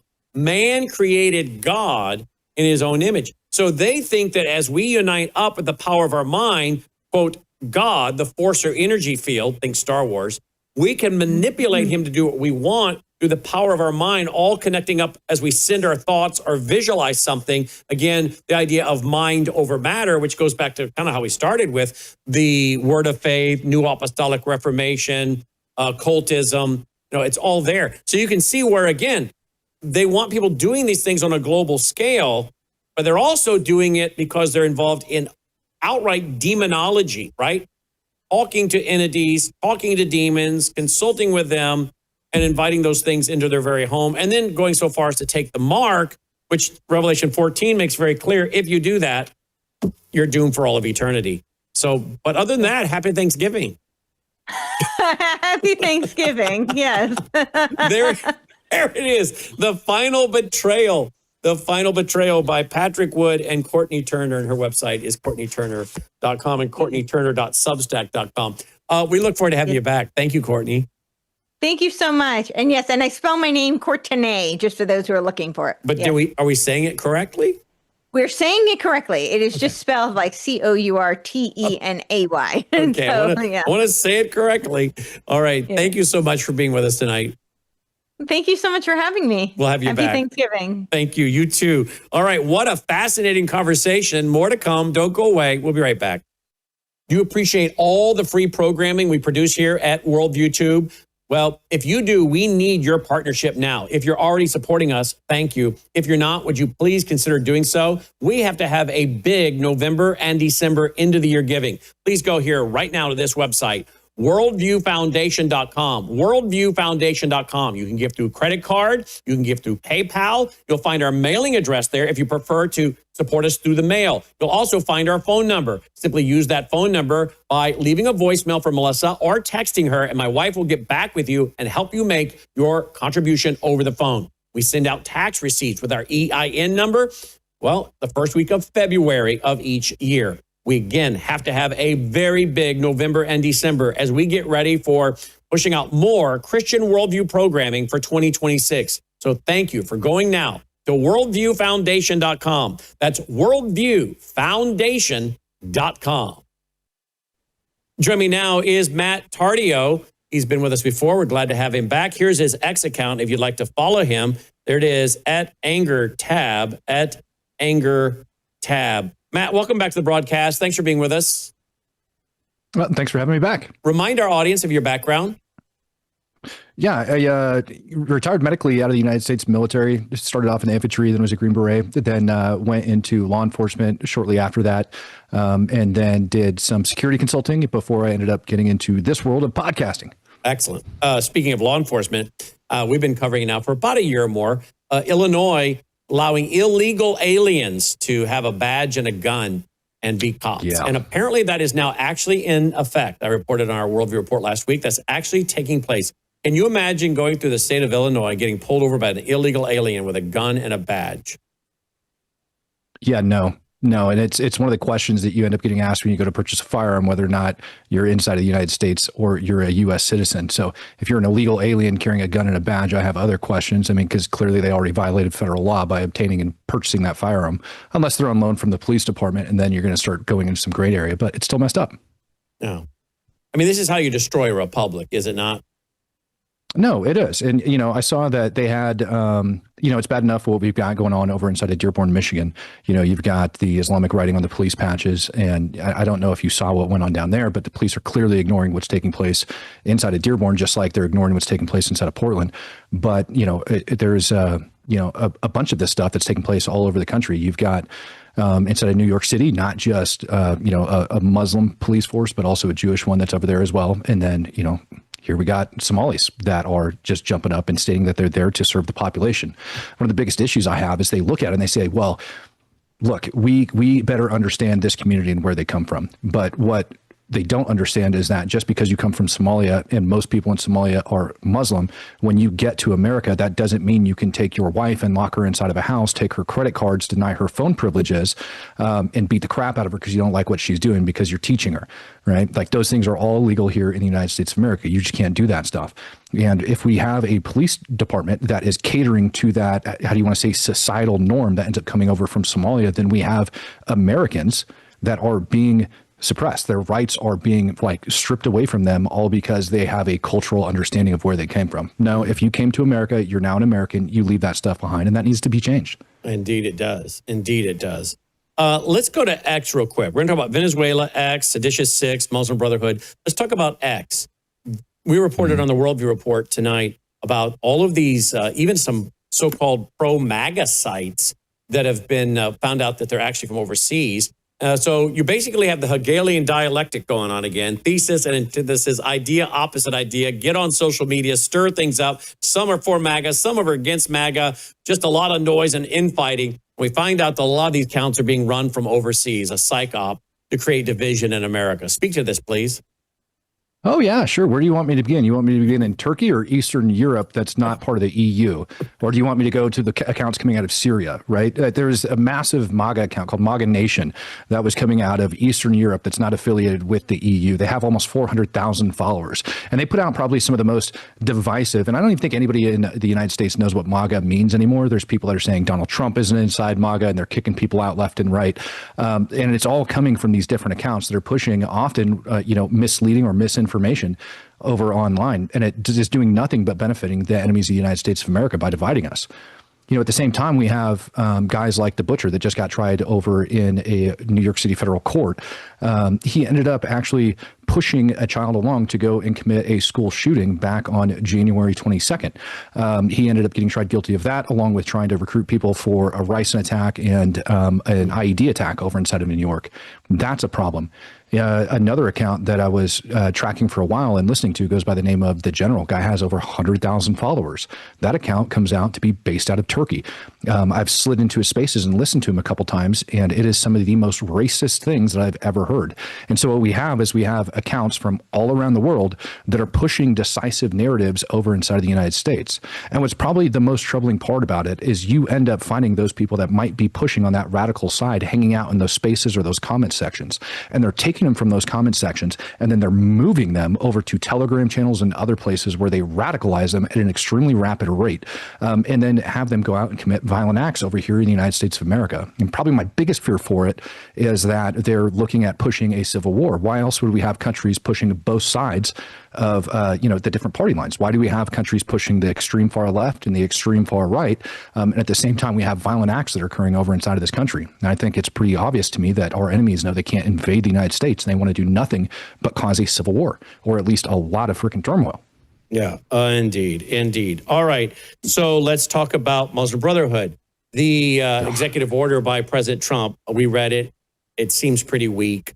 It seems like maybe he's just throwing a bone to the MAGA crowd, those of us who are up on Muslim Brotherhood and been talking about it for decades, because it doesn't seem to be going after all of Muslim Brotherhood or CARE, but certain divisions. I don't know if they're going to pick one or two to pick on, maybe even ones that are basically nothing burgers. But I think Muslim Brotherhood altogether and CARE altogether needs to be dealt with, and these people need to be, booted out of the country. This is, we all know it was Muslim Brotherhood comes, as you know, out of Egypt, 1928, Albania. Then in 1987, they start Hamas. And then in 1994, they start Council on American Islamic Relations. They have a gazillion other organizations on college campuses and whatnot. I mean, this is a rat's nest in a wood pile. And it's going to take 30 days for this and 45 days for that. And at the end of the day, I'm afraid nothing's going to be done, because the Donald Trump that was so hard on Islam, rightfully so, in 2015, and then came into the presidency, he's not saying the same things he did then about these mosques and what they're doing. He's now got his family tied up with them in Qatar and in Saudi Arabia, United Arab Emirates, and now Qatar is, going to get a training facility in Idaho. I just don't see this as being a serious initiative, and they're going to have to go to great lengths to show me that it is. I'm not buying it based on what I'm reading. What are your thoughts? Yeah, my thoughts are hopefully Marco Rubio does his job and make sure that people dig into all of the different chapters of the Muslim Brotherhood and are able to dig into it. I'd be really interested to see what ends up happening once the Muslim Brotherhood, certain chapters end up being declared a foreign terror organization, because that opens up our government to be able to do a lot of different research going into it. Also makes me wonder if guys like Mamdani may have possibly had some money being funneled into his campaign, pushing him in order to get into office. You know, he's one of those guys that didn't want to ever speak bad about the Palestinian state, speak bad about Hamas, speak bad about October 7th or anything like that that ended up occurring. You know, my main concern is people like him, Ilhan Omar, and everybody else. How much money is actually being funneled into them, actually coming from the Muslim Brotherhood through various different organizations? And labeling even just a couple chapters of it will be a huge help. And obviously, I'm on your side on this. I think that we should just go ahead and just carte blanche across the board. The entire organization of the Muslim Brotherhood needs to be labeled a foreign terror organization. Mm-hmm. It's a huge, huge issue. Mm-hmm. Absolutely. All right, let's go to the Venezuela. It looks like we've got about 30% of our, let me actually read the, I have a report on this. 30% of the U.S. Navy's deployed warships are currently in the Caribbean. Now, if that report is accurate, then that tells us something's about to happen. And we're also hearing that they may be there through, a lengthy period of time. I'm reading more reports on that today. So I don't know what's about to happen. I don't think it's anything in the next 24 hours from what we're reading, but something is coming in Venezuela. And I don't think it's about drugs totally at all. I think it's about China, Russia, Hezbollah, Iran. I think it's that island of that Margarita Island where they've been training terrorists. The Iran has for a long time. I think they're basically running these little ships and smuggling some of these terrorists into the U.S. I don't know why President Trump doesn't come out and tell us this really isn't about drugs, folks. I think it's about smuggling in more terrorists than I think it is about drugs. What are your thoughts? My thoughts is I think it's about a regime change. And you're absolutely spot on when it comes down to Russia, China, Iran, all of that influence going on over there. We don't need those countries over in our hemisphere. They need to go back to where they came from and get back to the other side of the globe. You know, even more so, you know, we can dig in and we can say, yes, we do have an issue with drugs that are coming out of Venezuela. It's kind of like a little hub that's going back and forth. My main concern looking at Venezuela and why the United States ended up going down there and blasting every single boat that's on its way out of there carrying drugs. You know, one of the main countries that drugs flows, one of the top 5 countries that drugs flow into Venezuela, out of Venezuela and into the United States, ends up coming out of India. A couple of weeks ago, India ended up having a terror attack that ended up getting foiled by their police services, and they ended up having enough ricin to kill almost 250,000 people. Ricin mash, if they would have refined it and actually employed it correctly, they could have killed almost 250,000 people. Ricin is very powerful, very potent, really small. You think about like the fentanyl, if you will, when it comes down to plotting a terror attack on somebody that you want to just go out and kill a ton of people. So it's very small, it's very powerful. So they'd be able to fit that and smuggle it over into Venezuela and then move it up into the United States and conduct a plot here. And like I said, there was the guy that just got pleaded guilty in the federal court to trying to conduct a ricin attack here inside the United States of America. I also think we have issues with China, right? China's got a huge freaking well-beaten path going from Venezuela and up through Mexico into the United States of America. Chinese citizens are, stealing our technology, stealing our intel secrets at an astronomical rate over here inside of the U.S. and sending it back home. So it's an issue. As far as whether or not war is going to come, I mean, there was 2 B-52s that I was tracking off the coast of Venezuela the other day. They issued a notice to air traffic missions right off the coast of Venezuela, letting, commercial aircraft know if you fly through this area, even if you're at cruising altitude, it might not be safe for you. So there is a possibility that things start flying back and forth. I look back to Trump in 2019. He was very hard on Maduro back then, and he wanted a regime change back then. And so I don't think it's out of the question that that's what he's looking for today, and he's doing it for, a multitude of reasons.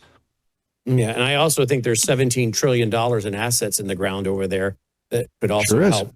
That could also help offset our $37 trillion debt, not counting our off-record debt. So I think it's about tokenization and assets and minerals. That's the new game as we get to this end of this debt-based system and go to asset-based system that has to be tokenized.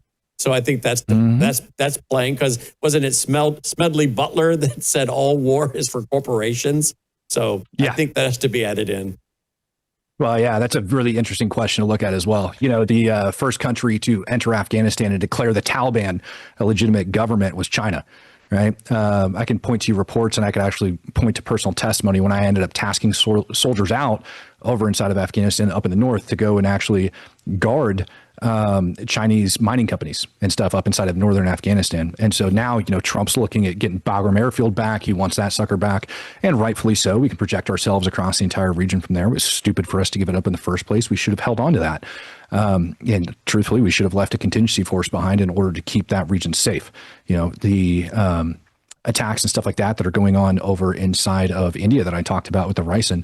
A lot of that's coming out of Pakistan, and a lot of that's coming out of Afghanistan. So all of these are major issues that if they were handled correctly in the past, which hindsight's always going to be 2020, but if they were, you know, correctly handled in the past, that we wouldn't be sitting on these issues today.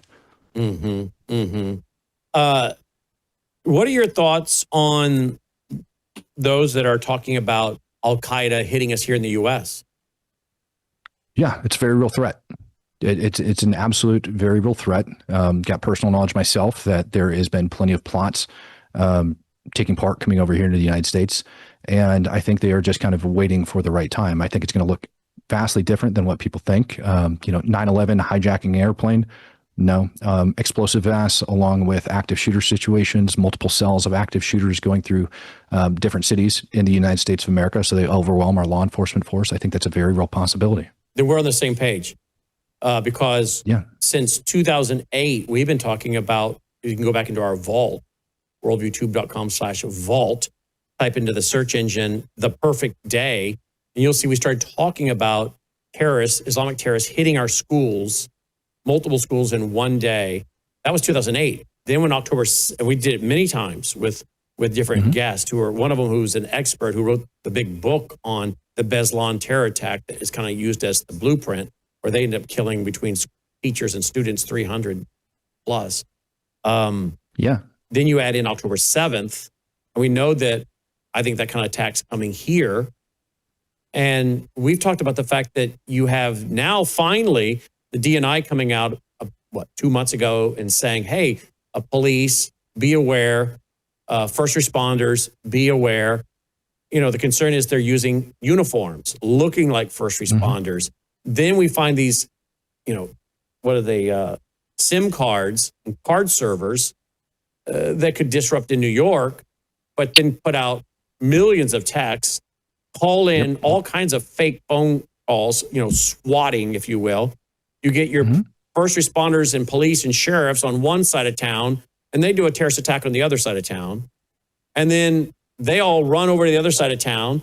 People from the next county over run in to back them up, and then a terrorist attack happens in that county. And then, you know, the next county over, those folks run in to back up that county because they're people over in the first county. And this continues in a coordinated attack, overwhelming the first responders, and not to mention the first responders become the victims too. But the public is confused to death because first responders, some of them turn out to be terrorists in first responders' uniforms. I just don't think, in many regards, our police departments, and I talk to local police, okay? Many of them don't know diddly squat about Muslim Brotherhood, Hamas, CARE. They don't know who the imam is at the local mosque. They don't know that he's bringing in Siraj Wahhaj, an unindicted co-conspirator in the bombing of the World Trade Center. You're like, this is who is your imam. Have you done any research on the imam at your mosque? No, what's his name? And then you tell him, and you're like, he's banned from going into parts of Europe because this is who he is and what he does and who he associates with and does fundraising banquets for. And he's brought Siraj Wahhaj to the mosque. Well, who is that? The unindicted co-conspirator in the bombing of the World Trade Center at the mosque down the road, speaking. You know, they don't know any of this. Weird. So you're telling me the average police department and sheriff's department is ready for what these guys have planned? And I think the answer, aside from a few that maybe have a police chief or sheriff who comes with a background like yours and becomes the police chief or becomes the sheriff, aside from the few communities like that, most of them are not ready for what's about to happen, I'm afraid. Yeah, I agree with you. And I think that, you know, our borders are not secure. I'd encourage anybody that's very curious to look at this. I know, the current Trump administration is saying that we have the most secure borders in history. That's not saying much for the southern border in the United States. I would push people over to go check out the GOAT initiative and check them out. They're over inside of Southern California. They've come across lots of things, passports from Pakistan, cell phones. I mean, just stuff that would make your stomach puke, knowing what's pouring over into the United States of America. I honestly don't even think that they need to infiltrate the police departments. I don't even think they need to infiltrate the fire departments or anything, because, we've reached a point in this country over the last decade to where we have stopped funding flowing into law enforcement and our first responder community. So they're greatly undertrained. When you talk about law enforcement responding to active shooters, you're talking about them, dealing with one, maybe two guys max. That are out there doing these things. And so they're going to come in heavy-handed and attempt to do their best work that they can. I want you to take that and go to a 5-man cell that's armed with, semi-automatic rifles that is capable of shooting and maneuvering. And that is going to cause a massive problem, all right? A huge problem just in one area. Put 2 of those cells out on the street in very close proximity to each other, where you're dividing these agencies up, and it's going to cause a huge issue. So, and I'm not implying that I'm not implying that police departments have been infiltrated, but I do think the concern is them getting uniforms, right? Buying uniforms, obtaining uniforms, and then confusing the living daylights out of people because they're now, able to penetrate into areas of chaos, right? And then you add in drones. I mean, how concerned are you with drones in these terrorist attacks? Much less, we've been showing video footage for a few years of what looked like the IRGC mocking up out in the deserts, sending drones over. And they were actually, one of the videos we showed, the drone was then shooting a machine gun and killing and shooting a bunch of cardboard cutouts on the ground. And so the IRGC was threatening this. It looked like maybe it could come over from the deserts of the Southwest. How concerned are you about that? And the cartels working with the terrorists?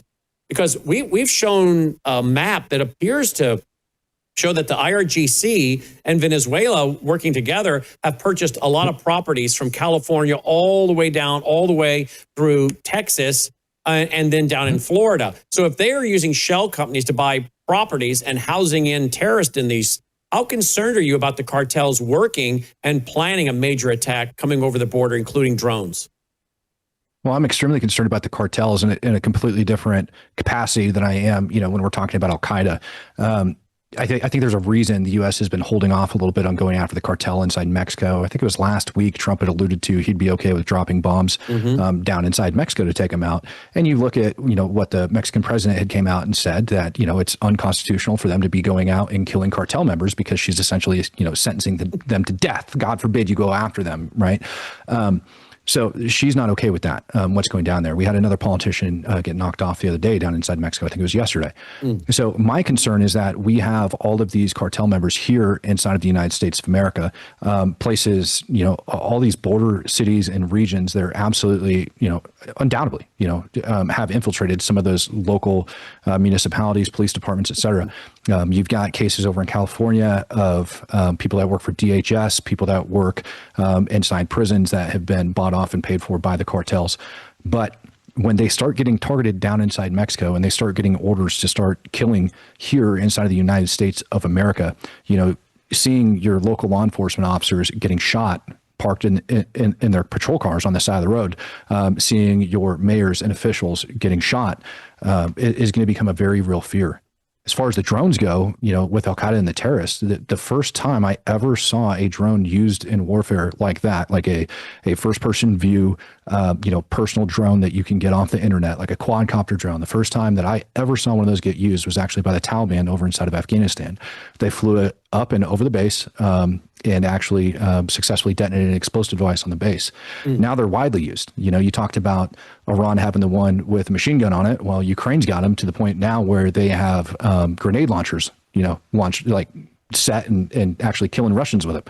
So drone warfare is kind of the new step and the new way forward, and it's a new threat that we have to deal with. Luckily, electronic warfare has been going on for a while, so we're able to start, controlling some of those things. So as far as them going across the border, not too concerned about it in those different particular regions. but it is a very real possibility for a new system of delivery here inside of the United States. Inside the U.S.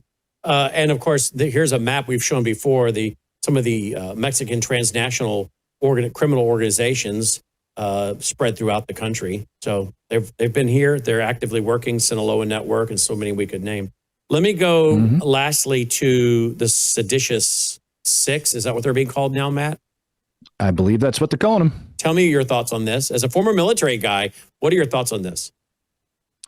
So, I mean, I'll step outside from being a former military guy and just say, I'd ask you the question. What was your first thought when you saw that video? What did it bring to mind? What did you think first in your mind? First of all, why were you not doing this during the Biden administration? Why are you doing it now? Why were you not concerned with the politicalization of our military during the Biden administration? But my first thought was, well, what are you talking about? What examples do you have? They didn't give any examples. What unlawful orders are you talking about? That was, to me, I didn't have any context for why they were saying what they were.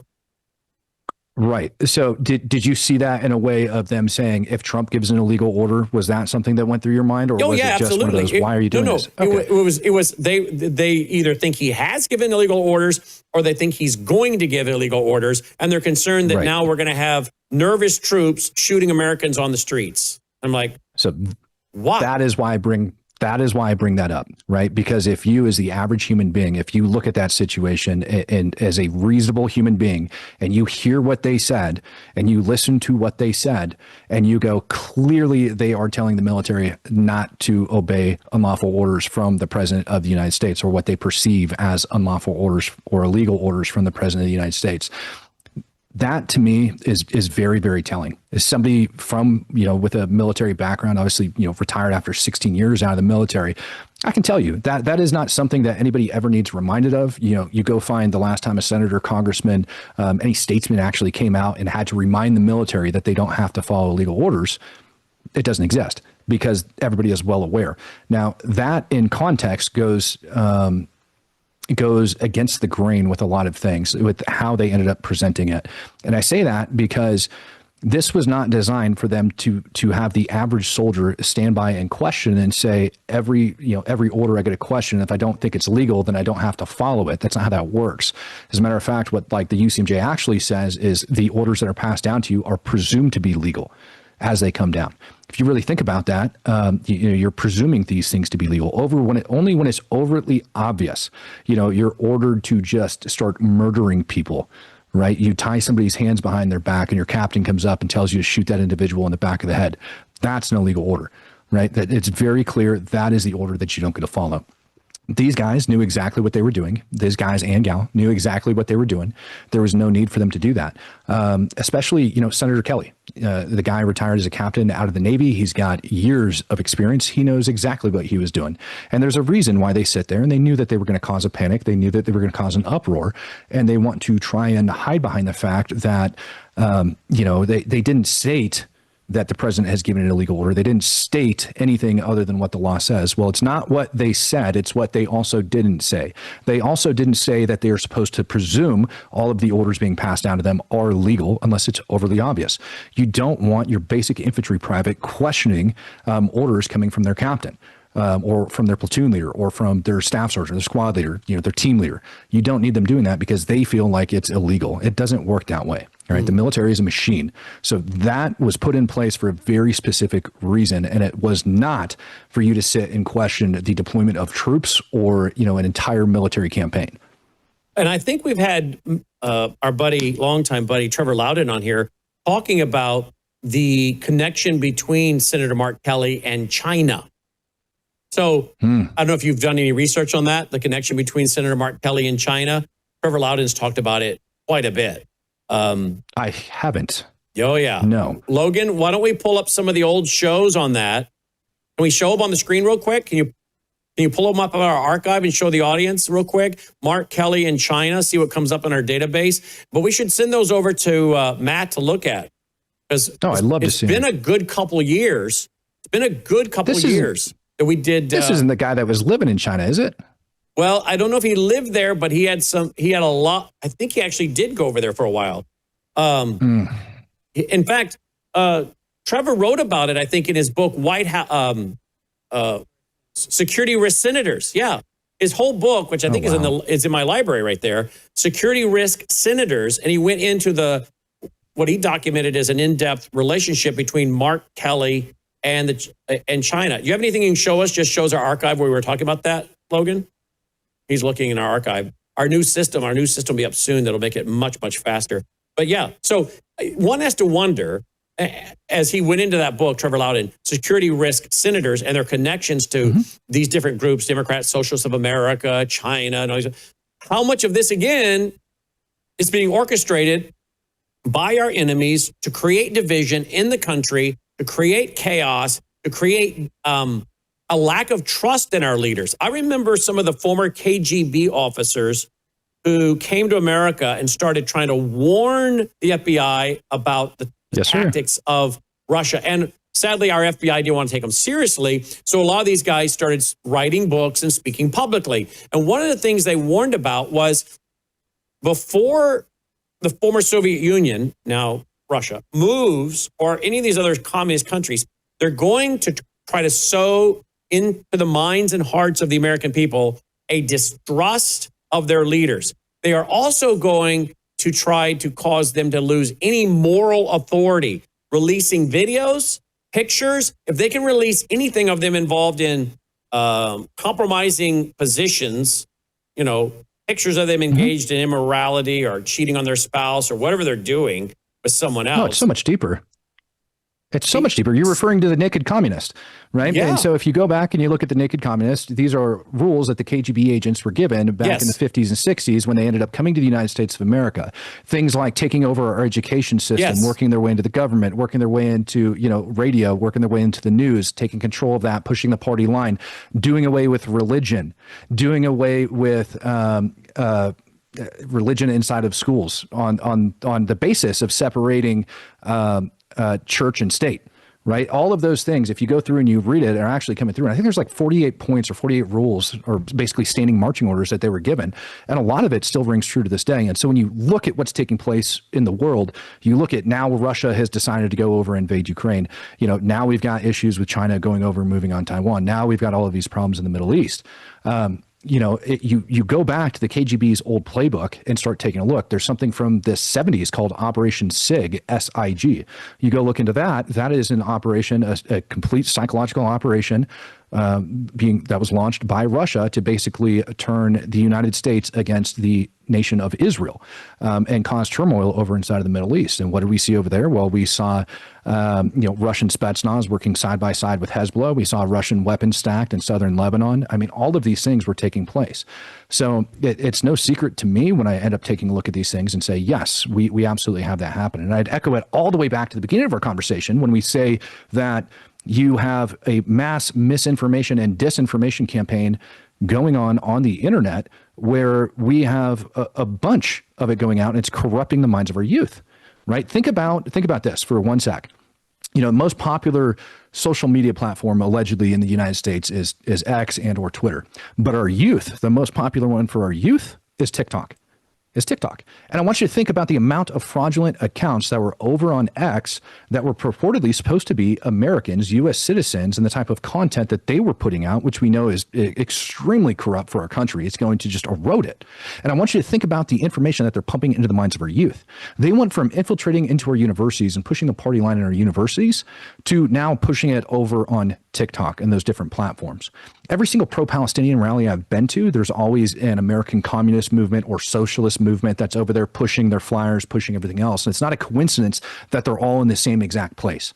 All of this stuff, in my opinion, is being orchestrated as an information op in order to start degrading the United States. When you ask about senators like Kelly or anybody else for that matter, and I haven't dug into Kelly's background, now I have to really dig into his background in China. But when you start looking at that's part of where it comes from. It's indoctrination through education. It's indoctrination through social media. It's going out and doing cold bumps, shaking people's hands and infiltrating into right places. It's all of those things are now combined, and it's being put in overdrive with this social media campaign that they've been launching. And so how much of it do you think, in closing, is about preparing for a civil war in America? If we're going to go to World War III, let's disrupt America with a civil war. Those will be so consumed at the local and state level, they're going to have a hard time fighting a war. So let's get them involved in that chaos. And we see things going on in North Carolina you can speak to, and all the other things happening that seem as though there's a concerted effort from propaganda on social media to the comments by the seditious six, as they're being called, and others. It seem, and even some of the movies being put out there, the articles written, the things said by elected officials that seem to be trying to incite a civil war in America. True or false? That's true. And I think they are trying to incite a civil war in America. But I think their overall plan in order to take over America or in order to take over that world lead, right? The reason America is in such a good place is because the world reserve currency, the U.S. dollar, the petrodollar, so on and so forth, right? All of these things and all of this flourishing economy that the United States has ends up being because we ended up taking over as the world superpower. That's what happened. Russia ended up collapsing. Excuse me. The Soviet Union ended up collapsing because they, ran out of freaking money at the end of the day. Well, look at the United States. We're at $38 trillion in debt, right? And pushing to be north of 39 trillion. And if you look at how much spending has been going on over the years, it's a big problem. Trump's tariffs, he was leveraging those against other countries. And what we've been getting in return is mineral rights deals. For the first time in modern history, we saw backwardation going on with the price of silver, to where silver futures prices were actually behind the silver spot price. And the whole market ended up, being on lockdown. It reached an all-time high, a peak high. You're looking at China buying massive amounts of it. Russia is buying massive amounts of gold and silver in an attempt to create a BRICS currency and put that down. And so, in my opinion, I think Russia and China know that they can't take on the United States in a near-peer conflict along with NATO because they'd get spanked. And so instead what they're doing is looking at causing all of this destabilization here in the United States. And by pushing that party line, by pushing that doctrine, I mean, look at what it's doing to us. How many people on SNAP and EBT, were illegal aliens? How many government programs and benefits over in Chicago? You've got what I think it was $16,000 in EBT plus I think it was 6 months free rent, things like that that the city was giving to Venezuelans that were moving over there, illegal aliens. So how much longer do you think the United States can take doing that before we all go bankrupt? Right? It's not going to take very long. And when that happens, when we get that hyperinflation, when the dollar starts crashing, we're in trouble. Saudi Arabia hasn't agreed or disagreed to be a member of BRICS. They were invited a little while ago. Saudi trades a ton of oil. Now, imagine if Saudi Arabia ends up signing up with BRICS and BRICS says, you know what, from now on, from this point forward, if you're going to do business and sell oil with or buy oil from a BRICS nation, you're going to do it in a BRICS currency. Egypt, BRICS nation, controls the Suez Canal, right? Imagine what happens when all of these things end up going through. And the United States still gives money to Egypt all of the time. And Muslim Brotherhood based out of Egypt. Egypt even considers a Muslim Brotherhood a terrorist organization. The United States needs to get its act together or we're going to be in a hard place really, really fast. Indeed. Look at this in closing. Fox News. I looked some of this up real quick. Fox News even reported back in 2024, former astronaut Senator Mark Kelly started spy balloon company funded by China. Okay. Big surprise there, huh? Then I went to an article at trevorloudon.com on him. Kelly, Mark Kelly, now an Arizona senator, Democrat senator, he took part, invited to an all-expense paid retreat at a countryside resort in 2003. He left China 5 days later, not only with a future spouse, former Representative Gabby Giffords, but also with a lucrative regime business contacts. Kelly attended the annual Young Leaders Forum, a 5-day junket co-hosted by the Chinese People's Institute of Foreign Affairs, which is under the leadership of the Communist Party of China. The conference allowed Kelly an opportunity to mingle with high-profile Communist Party officials, raising stars in Chinese society. Attendees included, and goes on to mention them, China analyst Gordon G. Chang said the party connections, such as those Kelly fostered, are absolutely essential for securing Chinese business deals. The Chinese Communist Party tries to control everything, whether it's a state enterprise or a private company, he said, and so it's extremely important to have Communist Party contacts to do business. Kelly's also had extensive ties with the Chinese since becoming a civilian. Worldview Enterprise, an aerospace company he co-founded and in which he still holds investments, received funding from Chinese tech giant Tencent, which censors the internet for Beijing. As the Washington Free Beacon reported, he also held a financial stake in a Colorado company that courted investments from a Chinese state-funded tech enterprise. He now has assets worth $27 million, according to financial disclosures. And it goes on from there. And again, a lot of this is also in the book. Senate Risk. What are they called? Security Risk Senators by Trevor Loudon. So there's a lot to research on some of these guys. We should do it. I need to get Trevor on here to talk about these guys, because I'd like to know if some of them are being perhaps influenced by foreign nations to say what they're saying to create this confusion and lack of order within our military by making these statements. Should love to hear what Trevor's got on this. I'll have to get him on, but that'll give you some stuff to research over the holiday weekend. Yeah, I mean, it lines up directly with what communists like to do when you end up coming to their country. They like to wine and dine you and convince you to get on board with business. And then what they don't tell you, how you mentioned, to take some pictures of people being inappropriate in inappropriate positions and stuff. Well, that's what ends up happening. So they go over there, they wine and dine them, get them into a vulnerable position, take photographs, take things, and then they end up blackmailing them in order to push their agenda. Now, if you play the game right, there's money to be made for you. So in that eye, that's a win-win situation for you. But they're holding that over your head, right? It makes perfect sense. It wouldn't surprise me whatsoever if that actually took place. Let's show his screenshot for his ex. If you want to follow him, guys, here it is. Matt Tardio. You can follow him at AngerTab, and find out all about his broadcast, Speak the Truth. Thank you for your service to the country, which continues to this day, and for being with us. And hope you have a great Thanksgiving. Oh, you too. Thanks for having me back. Thank you, sir. Look forward to having you back. Matt Tardio checking in, folks. Follow him on X at AngerTab. All right, we'll be right back after this very short break. News is moving faster than ever, and so are we. Worldview Tube brings you 24/7 live stream coverage and now real-time alerts when it matters most. Once you have the Worldview Tube app installed, exit the app and navigate your way to Settings. In Settings, locate the tab labeled Notifications. Select the Notifications tab. Scroll down until you locate the Worldview Tube app icon. Select the tab, and here you can turn on and customize your notification experience for the Worldview Tube app. News doesn't wait, and neither should you. Turn on push notifications to stay informed. Every headline as it happens.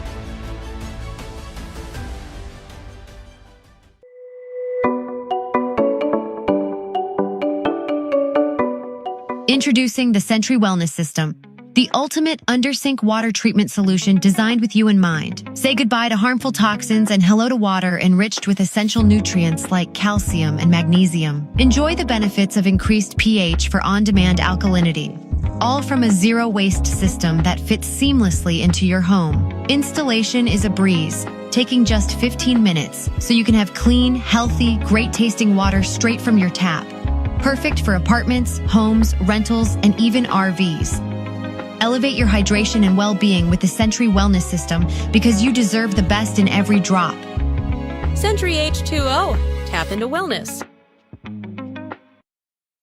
Joining me now is Mitch Vexler. He's back. He's got some brand new information out. And I also want to talk to him about Japan. Are you guys following Japan? Well, all you gotta do is put in Japan financial crisis into, say, X or any other website. You'll find out Japan just broke the global financial system. That's what some are reporting. Let's talk about that first before we get into some other things that Mitch is writing on. Mitch, welcome back to the broadcast. Thanks for being with us. Oh, thank you for inviting me back. What's your take on Japan? I guess they have raised their 20-year bond yield. This is something they have not done in a long time. And apparently they're financing a lot of their own debt over there. And I don't know where, I guess they're just creating the money out of thin air, I guess, and now of course we're going to fund our debt by people buying stable coins that have to be backed by bonds.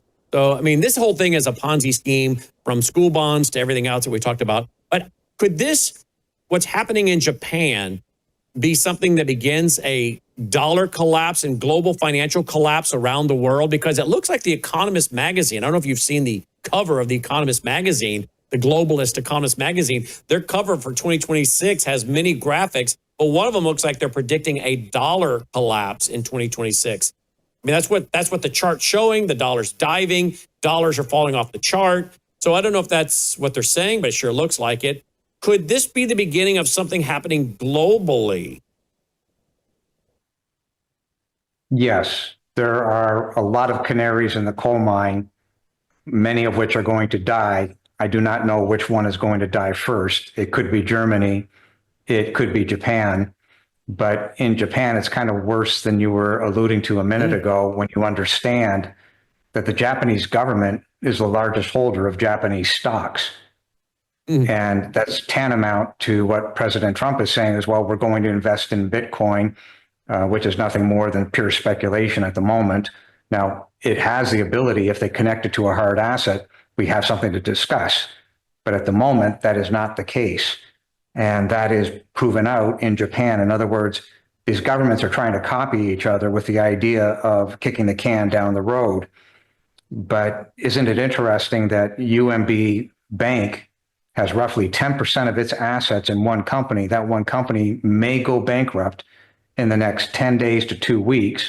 And that company was an aggregator of other companies, including Toll House Cafe, Great American Cookie Company, a whole litany of what was once decent companies. But as an aggregator, they overpaid when they bought those companies, meaning that the cash flow may not have been there. Then they say, well, we're not making money.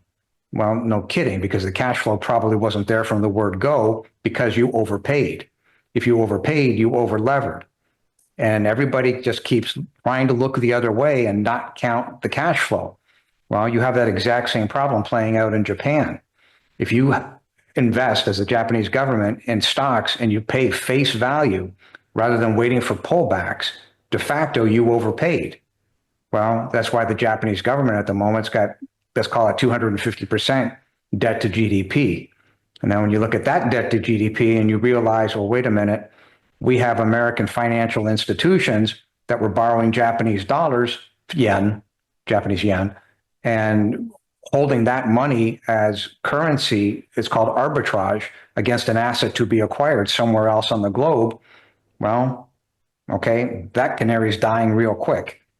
So these are severe problems, and there's no way out of this for Japan. There is no way out of the current situation for Germany, but it gets worse, and that was the point I was trying to get to. When you realize that, where did that money go, that arbitrage money, be it either country? Well, it went into private equity and or private credit because they were arbitraging. So the leverage between the countries, even though it's private equity, somebody still has to pay that money back. And it can't be paid back. It's pension money. It's 401k money. So to say that none of these things are not hooked, they are all hooked at the hip.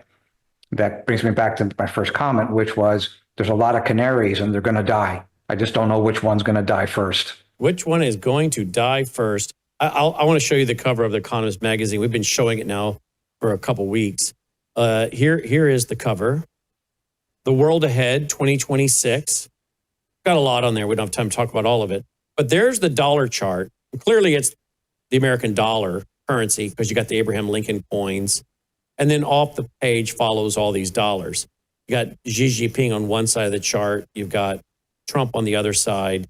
You have crossed swords in the middle. I don't know if that's, again, Muslim nations that are joining in on this dollar collapse through Brazil, Russia, India, China, South Africa, and then the other Arab nations that are joining in. I don't know. But this is what they're saying, the World Ahead 2026. Would you be shocked at a dollar collapse in 2026? And what would a dollar collapse look like in your mind? Well, I said about 7 months ago that technically speaking, during the Great Depression, unemployment hit 25%. The math that we've run internally shows unemployment hitting 35%. And it's not to say that this is a complete disaster. This has happened multiple times throughout history. This happened during the Roman Empire, the collapse of the Roman Empire, pretty much for the exact same reason, debt and debauchery. And that is pretty much what we've got right now today. And President Trump is doing what he should be doing as a developer, which is to try to increase the top line revenue. The problem is if you don't protect mom and pop on the right-hand side, you've got to protect. So over here is mom and pop, and over here are the tariffs. You've got to squeeze both towards the middle and start peeling the fraud out of the system. The problem is that the governments globally, not just the United States, but globally, have refused to admit the fraud. And we're fighting that right now here at the state of Texas with a submission back to the Supreme Court. The court doesn't want this case in front of them, but this case is about fraud. The case is about ultravirus, where the government did not have the authority in law to do what they did. Nobody wants to talk about that.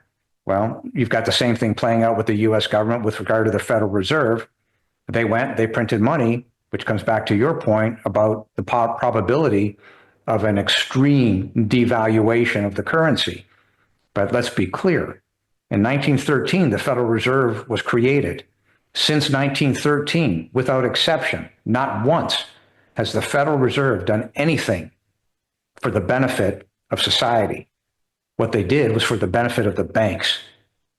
And you've got 600 banks on death's doorstep here in the United States as we speak today. They've got to go. When banks take decisions that are unilateral decisions that are not based on economics under the theory that the U.S. government is going to bail them out, that is what creates institutionalized systemic moral hazard. And that is exactly what we are now facing with regard to the Texas Supreme Court. By not hearing these cases, which are clear, the evidence of fraud is irrefutable. The prior courts have admitted that fraud occurred. And you just filed to the Supreme Court of Texas last night, right? Yes. Tell me about it. Are they going to take it? I don't know, but the ramifications of them not taking it is that they're putting form over function. Well, it is true that in many cases, Supreme Courts don't accept every case. They only accept about 10% of them. However, the ramifications of not taking this are, in fact, allowing this fraud to occur. Now, it's not by every court, right? Because this is a certain jurisdiction. It's not across the United States. But it is also true that these courts have a tendency to copy each other.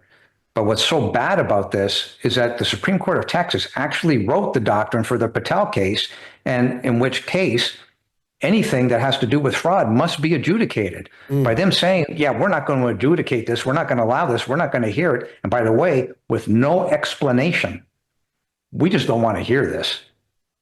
Well, that's de facto sanctioning fraud, and that's de facto creating institutionalized systemic moral hazard, because the players that participated in this fraud, by virtue of hiding behind ultravirus, are in fact saying, you can't touch us. We can commit fraud and you can't touch us. We can put our hands on another person and you can't touch us. Well, that simply cannot be true. And what you're saying, you wrote an article, the constitutional rights of every citizen in the state of Texas. Which is why you wrote this article. Either the law exists or it doesn't. And we're about to find out. That's your brand new article. Yes, and it ties back to this overall conversation that you started on Japan. These people have been allowed to skirt the laws. I mean, think about this for a second. You've got 401k money, pension money, in these private equity and private credit companies that are highly levered, that go to bigger institutions. The cross-collateralized loans are off the charts. And these things are very hard to trace. But do you realize that many of these institutions have a fiduciary obligation? And if they do the same thing and hide behind ultravirus and say, well, we have sovereign immunity, we have ultravirus, you can't touch us, that is what the courts are here to prohibit, is institutionalized systemic moral hazard. By not hearing these cases and allowing this crap to go on, even with the Federal Reserve where they're printing money is de facto a default.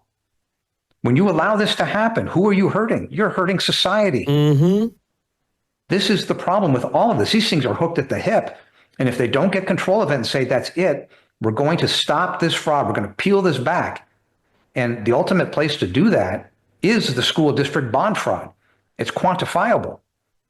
All this other stuff that it is a huge chore. I mean, make no mistake about it. To try and figure out who's got their hands in the cookie jar coming out from these bonds that were raised in Japan and the arbitration, or I'm sorry, the split between the currencies. So when you arbitrage this problem, to try and undo that, it's a massive job. We don't have subpoena power. It's very difficult to do even on a lower level, but the SEC does. The SEC can walk into one of these offices at these school districts, they turn over the books that they refuse to turn over to us. Even the Attorney General here in the state of Texas refused to turn over the documents that we know for a fact they have. They're all hiding behind the same thing. We're the government. We're hiding behind ultra-virus and sovereign immunity, which by law they don't have because fraud was committed. You see the problem? It's all linked. And if they don't start to peel this back, something that's quantifiable in small bites, 5.1 trillion, okay, not so small, but the point is it's quantifiable. It is fixable, but they don't want to hear it. And when do you think you'll hear from them? I don't know. I'm hopeful within the next 3 weeks or so. There's another case that's in front of us, which is why we delayed putting this document in. We were hopeful that they would have made a ruling and just simply said, based on this prior case, we're allowing this one to roll forward. So I don't have an answer to your question. I'm hopeful shortly. And by the way, for those who want the full briefing, it's mockingbirdproperties.com / what's the, what am I missing here? There's some DCAD. DCAD. DCAD. Let's add that real quick if you don't mind, Logan. DCAD. There you go. And that way folks can find what I'm looking at right here on my computer screen is all the information related to this, because you're telling me you've not found a school bond anywhere in the country that isn't based on fraud. Is that correct? We have yet to see a school district that's raising bonds that isn't utilizing the central appraisal districts to create overvaluation and subsequent overtaxation, ergo fraud. So if they're touching bonds and they claim to be using uniform standards of professional appraisal practice, there's an extraordinarily high probability they are de facto creating fraud. So think about this. You get pulled over by your police department for speeding, and I'm not saying that's wrong. You know, you speed, I guess you have to suffer the consequences, right? But you get pulled over and you get a ticket for speeding, and you may have to go to court, and you may have to pay a fine and all that good stuff.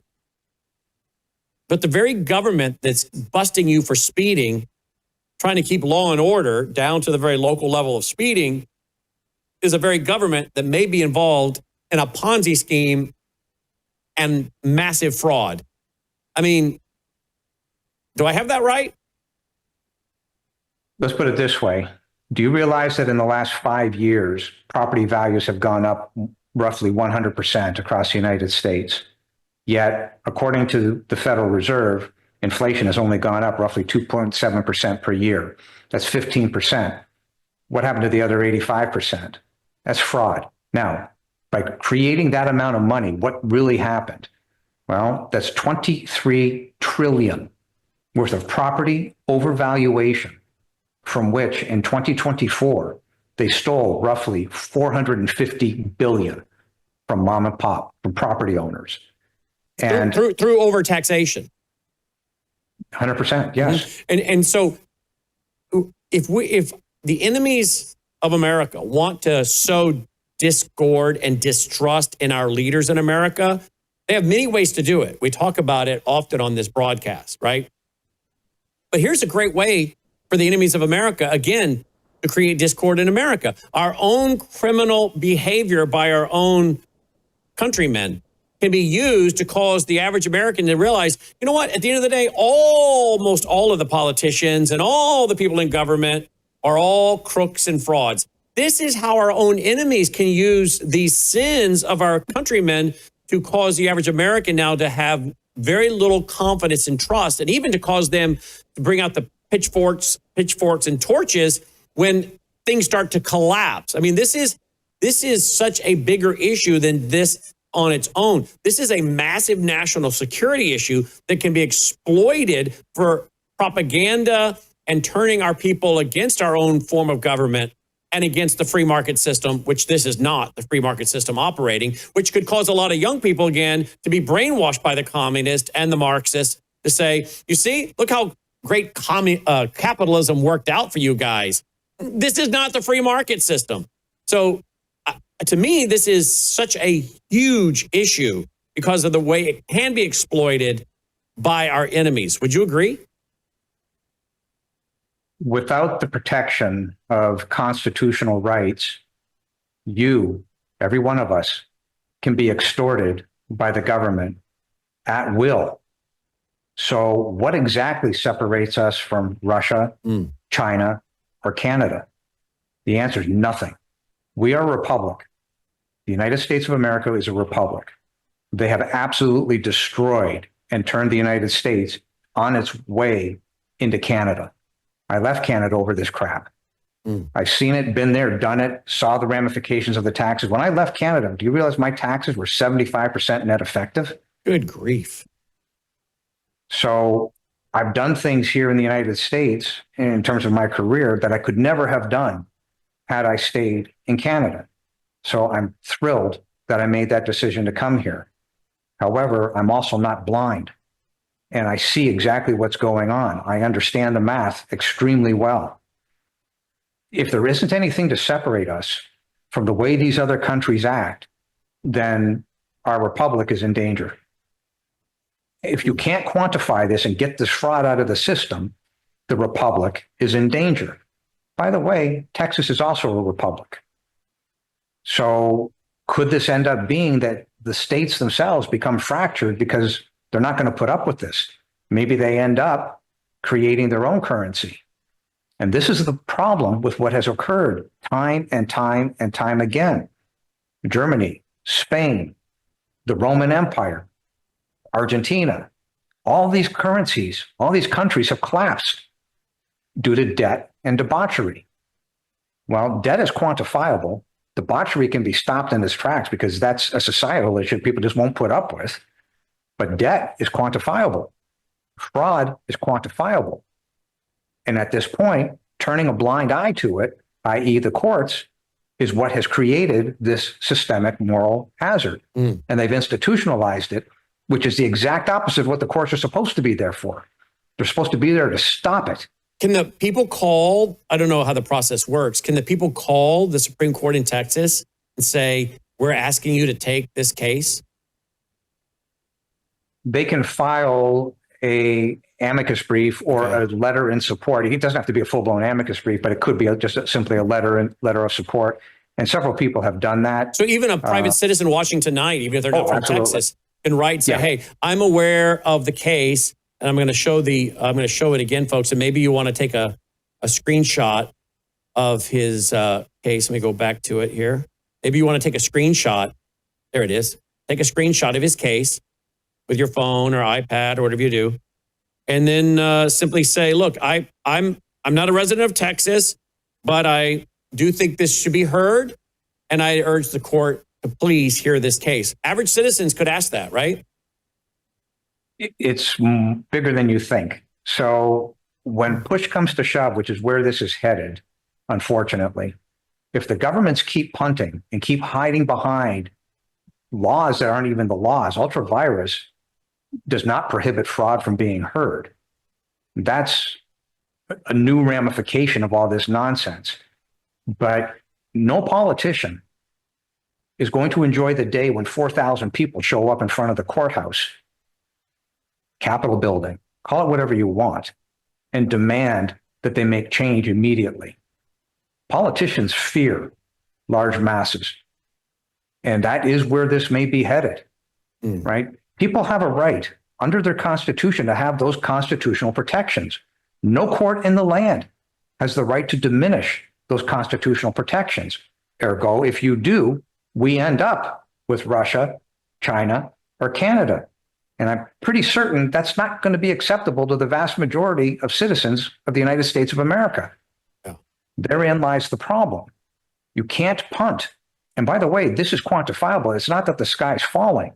These things are fixable. That's what's so frustrating out of all of this. Could you imagine that this school district bond fraud gets solved because we know where it is? We know that the SEC has the rights to come in through subpoena power, demand the books, and we can back into all this, and we can simply say, okay, you, these bond sellers, you're not going to get paid. You, these bond investors, sorry, you're not going to get paid. Maybe you get some of your principal back, but you chose to invest in fraud. You lose. But the property owners, all property taxes repealed in favor of the uniform states sales tax, something that's quantifiable so that no school district in the land can ever get access to the bond markets again. These things are fixable. It's the frustrating part where, well, we just don't want to talk about it. You don't have any choice in the matter. Wow. Folks, let me show you his website as we wrap. You go there, mockingbirdproperties.com/DCAD. Okay, go there. Then when you do, see where it says right there? Letters, articles, discussions. Click that and look at that. The second one down is the one we're talking about now. Either the law exists or it does not.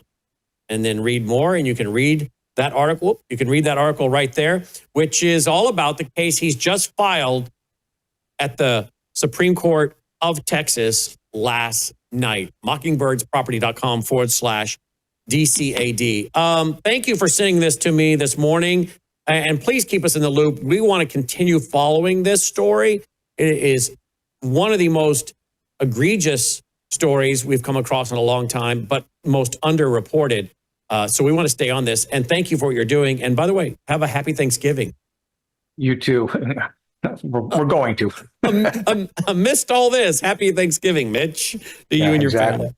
Thank you, Mitch. Mitch Vexler checking in tonight. Mockingbirdproperties.com/DCAD. We'll be right back after this short break. True beauty isn't applied. It's nourished from within. Bella Grace Elixir, a luxurious, scientifically crafted blend designed to restore radiance, vitality, and strength at a cellular level. At the heart of Bella Grace Elixir lies cat's claw, a powerful herb from the Amazon known for its ability to control inflammation and protect collagen. With Verisol collagen peptides, it goes beyond the surface, stimulating your body's natural collagen production to reduce fine lines, improve skin elasticity, and promote real, visible change. Bella Grace Elixir doesn't stop at collagen. It includes astaxanthin, one of nature's most powerful antioxidants. 6,000 times stronger than vitamin C, astaxanthin protects your skin from harmful UV rays and environmental stress, while locking in hydration and promoting a radiant, youthful glow. Experience the power of nature with Bella Grace Elixir at melissahousebg.com. Discover the science behind Bella Grace Elixir at melissahousebg.com. Read powerful testimonials from doctors and real customers who've experienced life-changing results, and explore other wellness products from Bella Grace. Bella Grace Elixir is more than just a product. It's a solution. Visit melissahousebg.com today.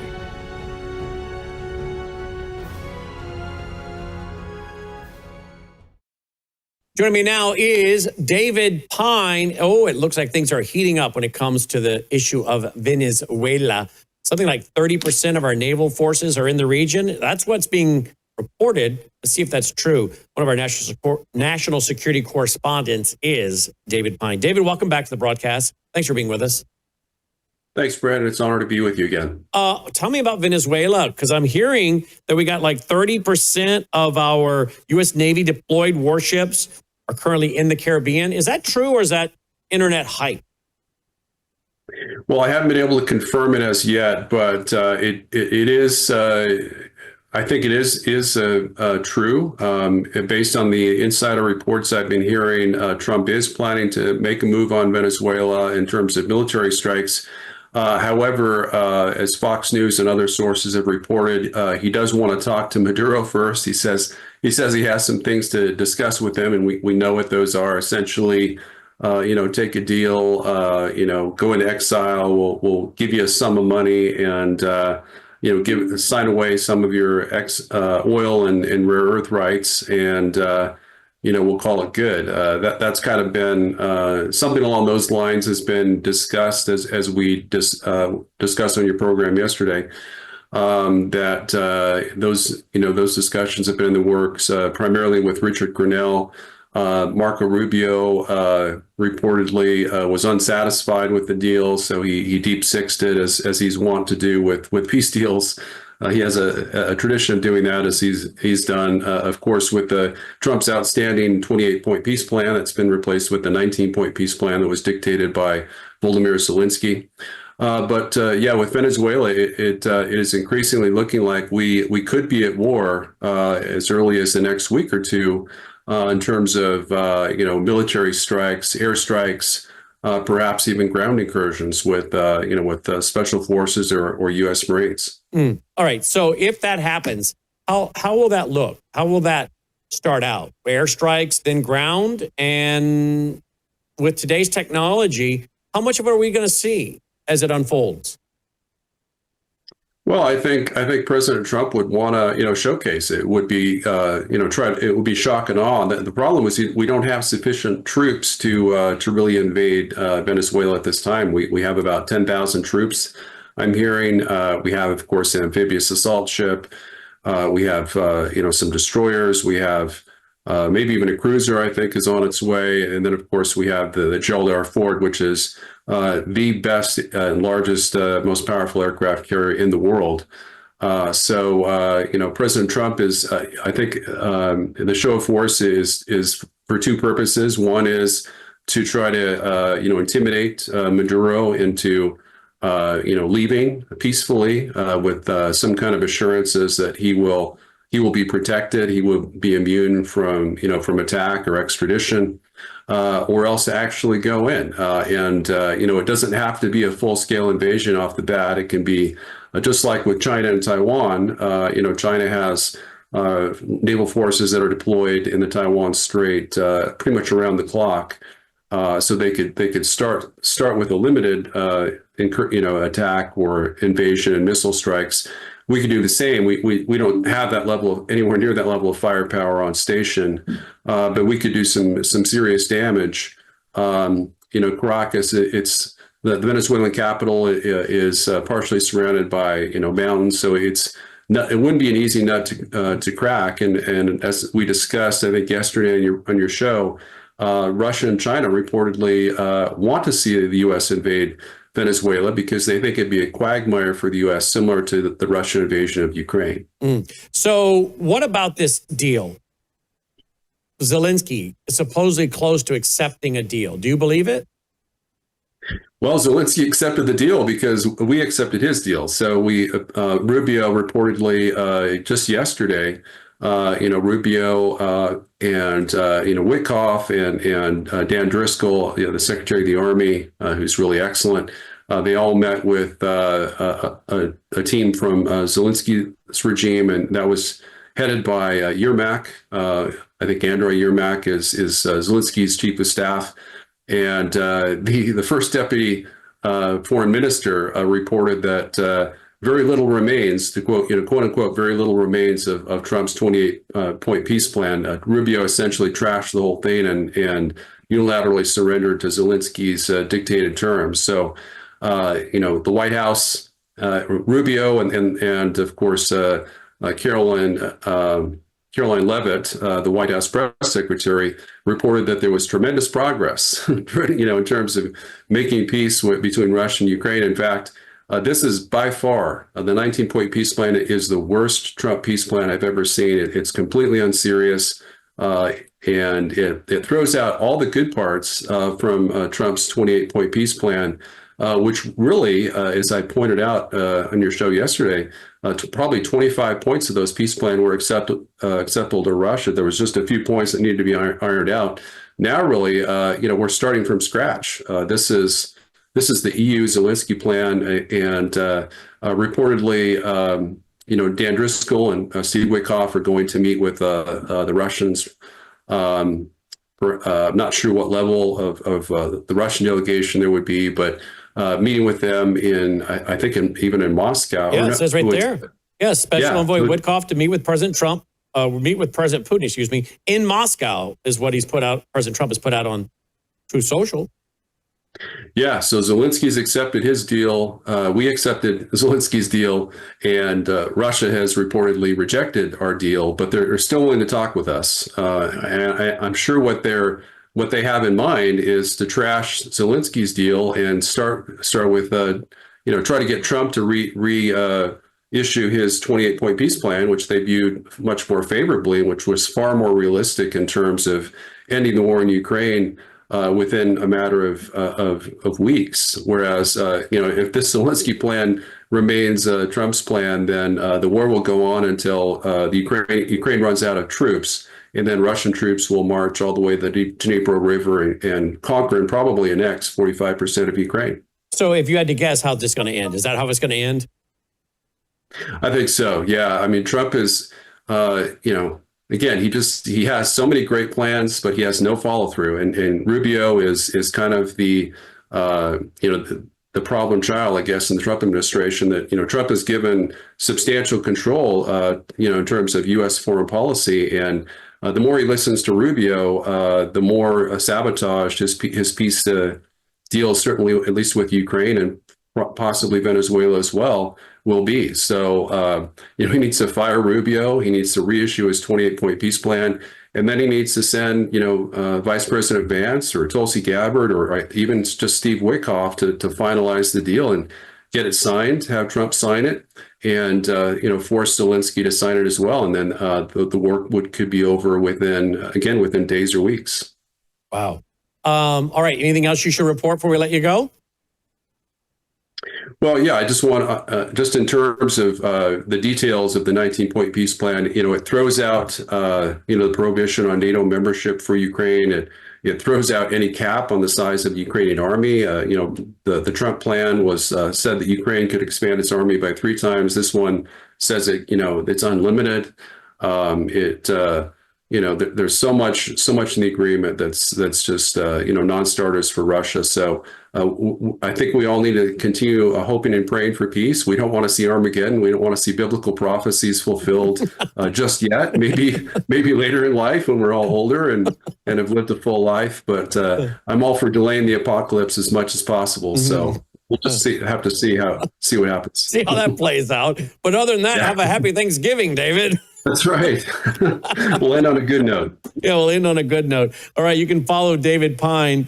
It's what? I got to go there. At First Con, right? I got to get there. Usually I haven't. Yeah, at America First. At America First Con on X. Yes. And then dpine.substack.com.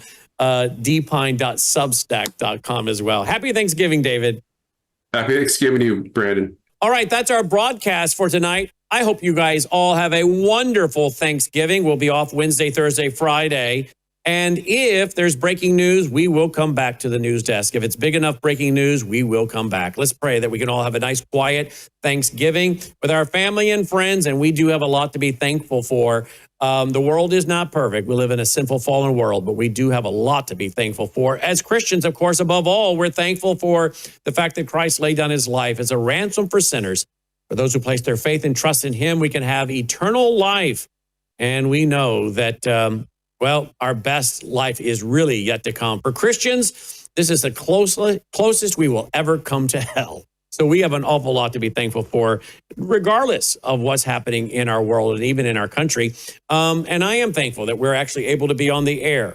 I'm thankful that we have President Trump in the White House. I don't agree with everything that's going on and going down, but I'll tell you what, it seems like it is certainly better than what would have been brought to us by Kamala Harris. And I don't even know if I would have been able to be here broadcasting. Who knows?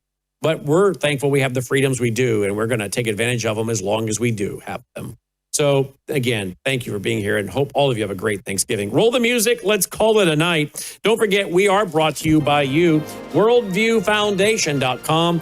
Please, I know you got a lot going on with Thanksgiving, but will you take the time to sit down and go there to worldviewfoundation.com and make a generous contribution? Maybe you can do 200, 250, 500, 1,000.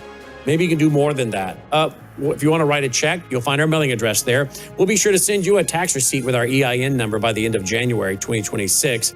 And again, don't forget, we also bring you a church service on Sunday night because we are a church and you can make a contribution at worldviewfoundation.com. Our foundation is our biggest sponsor of our broadcast network in many ways. Bella Grace, the rest of them are also very important, but foundation is one of our biggest. So again, thank you for supporting us with your support of our foundation, one of the biggest sponsors to help us push out free programming. Happy Thanksgiving. Till next time, I'm Brannon Howse. May God save America. Take care.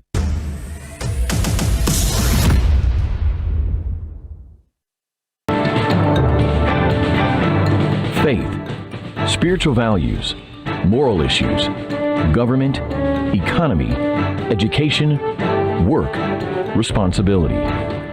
What we think about these depends on our worldview. Now, VCY America presents Worldview Radio with Brannon Howse.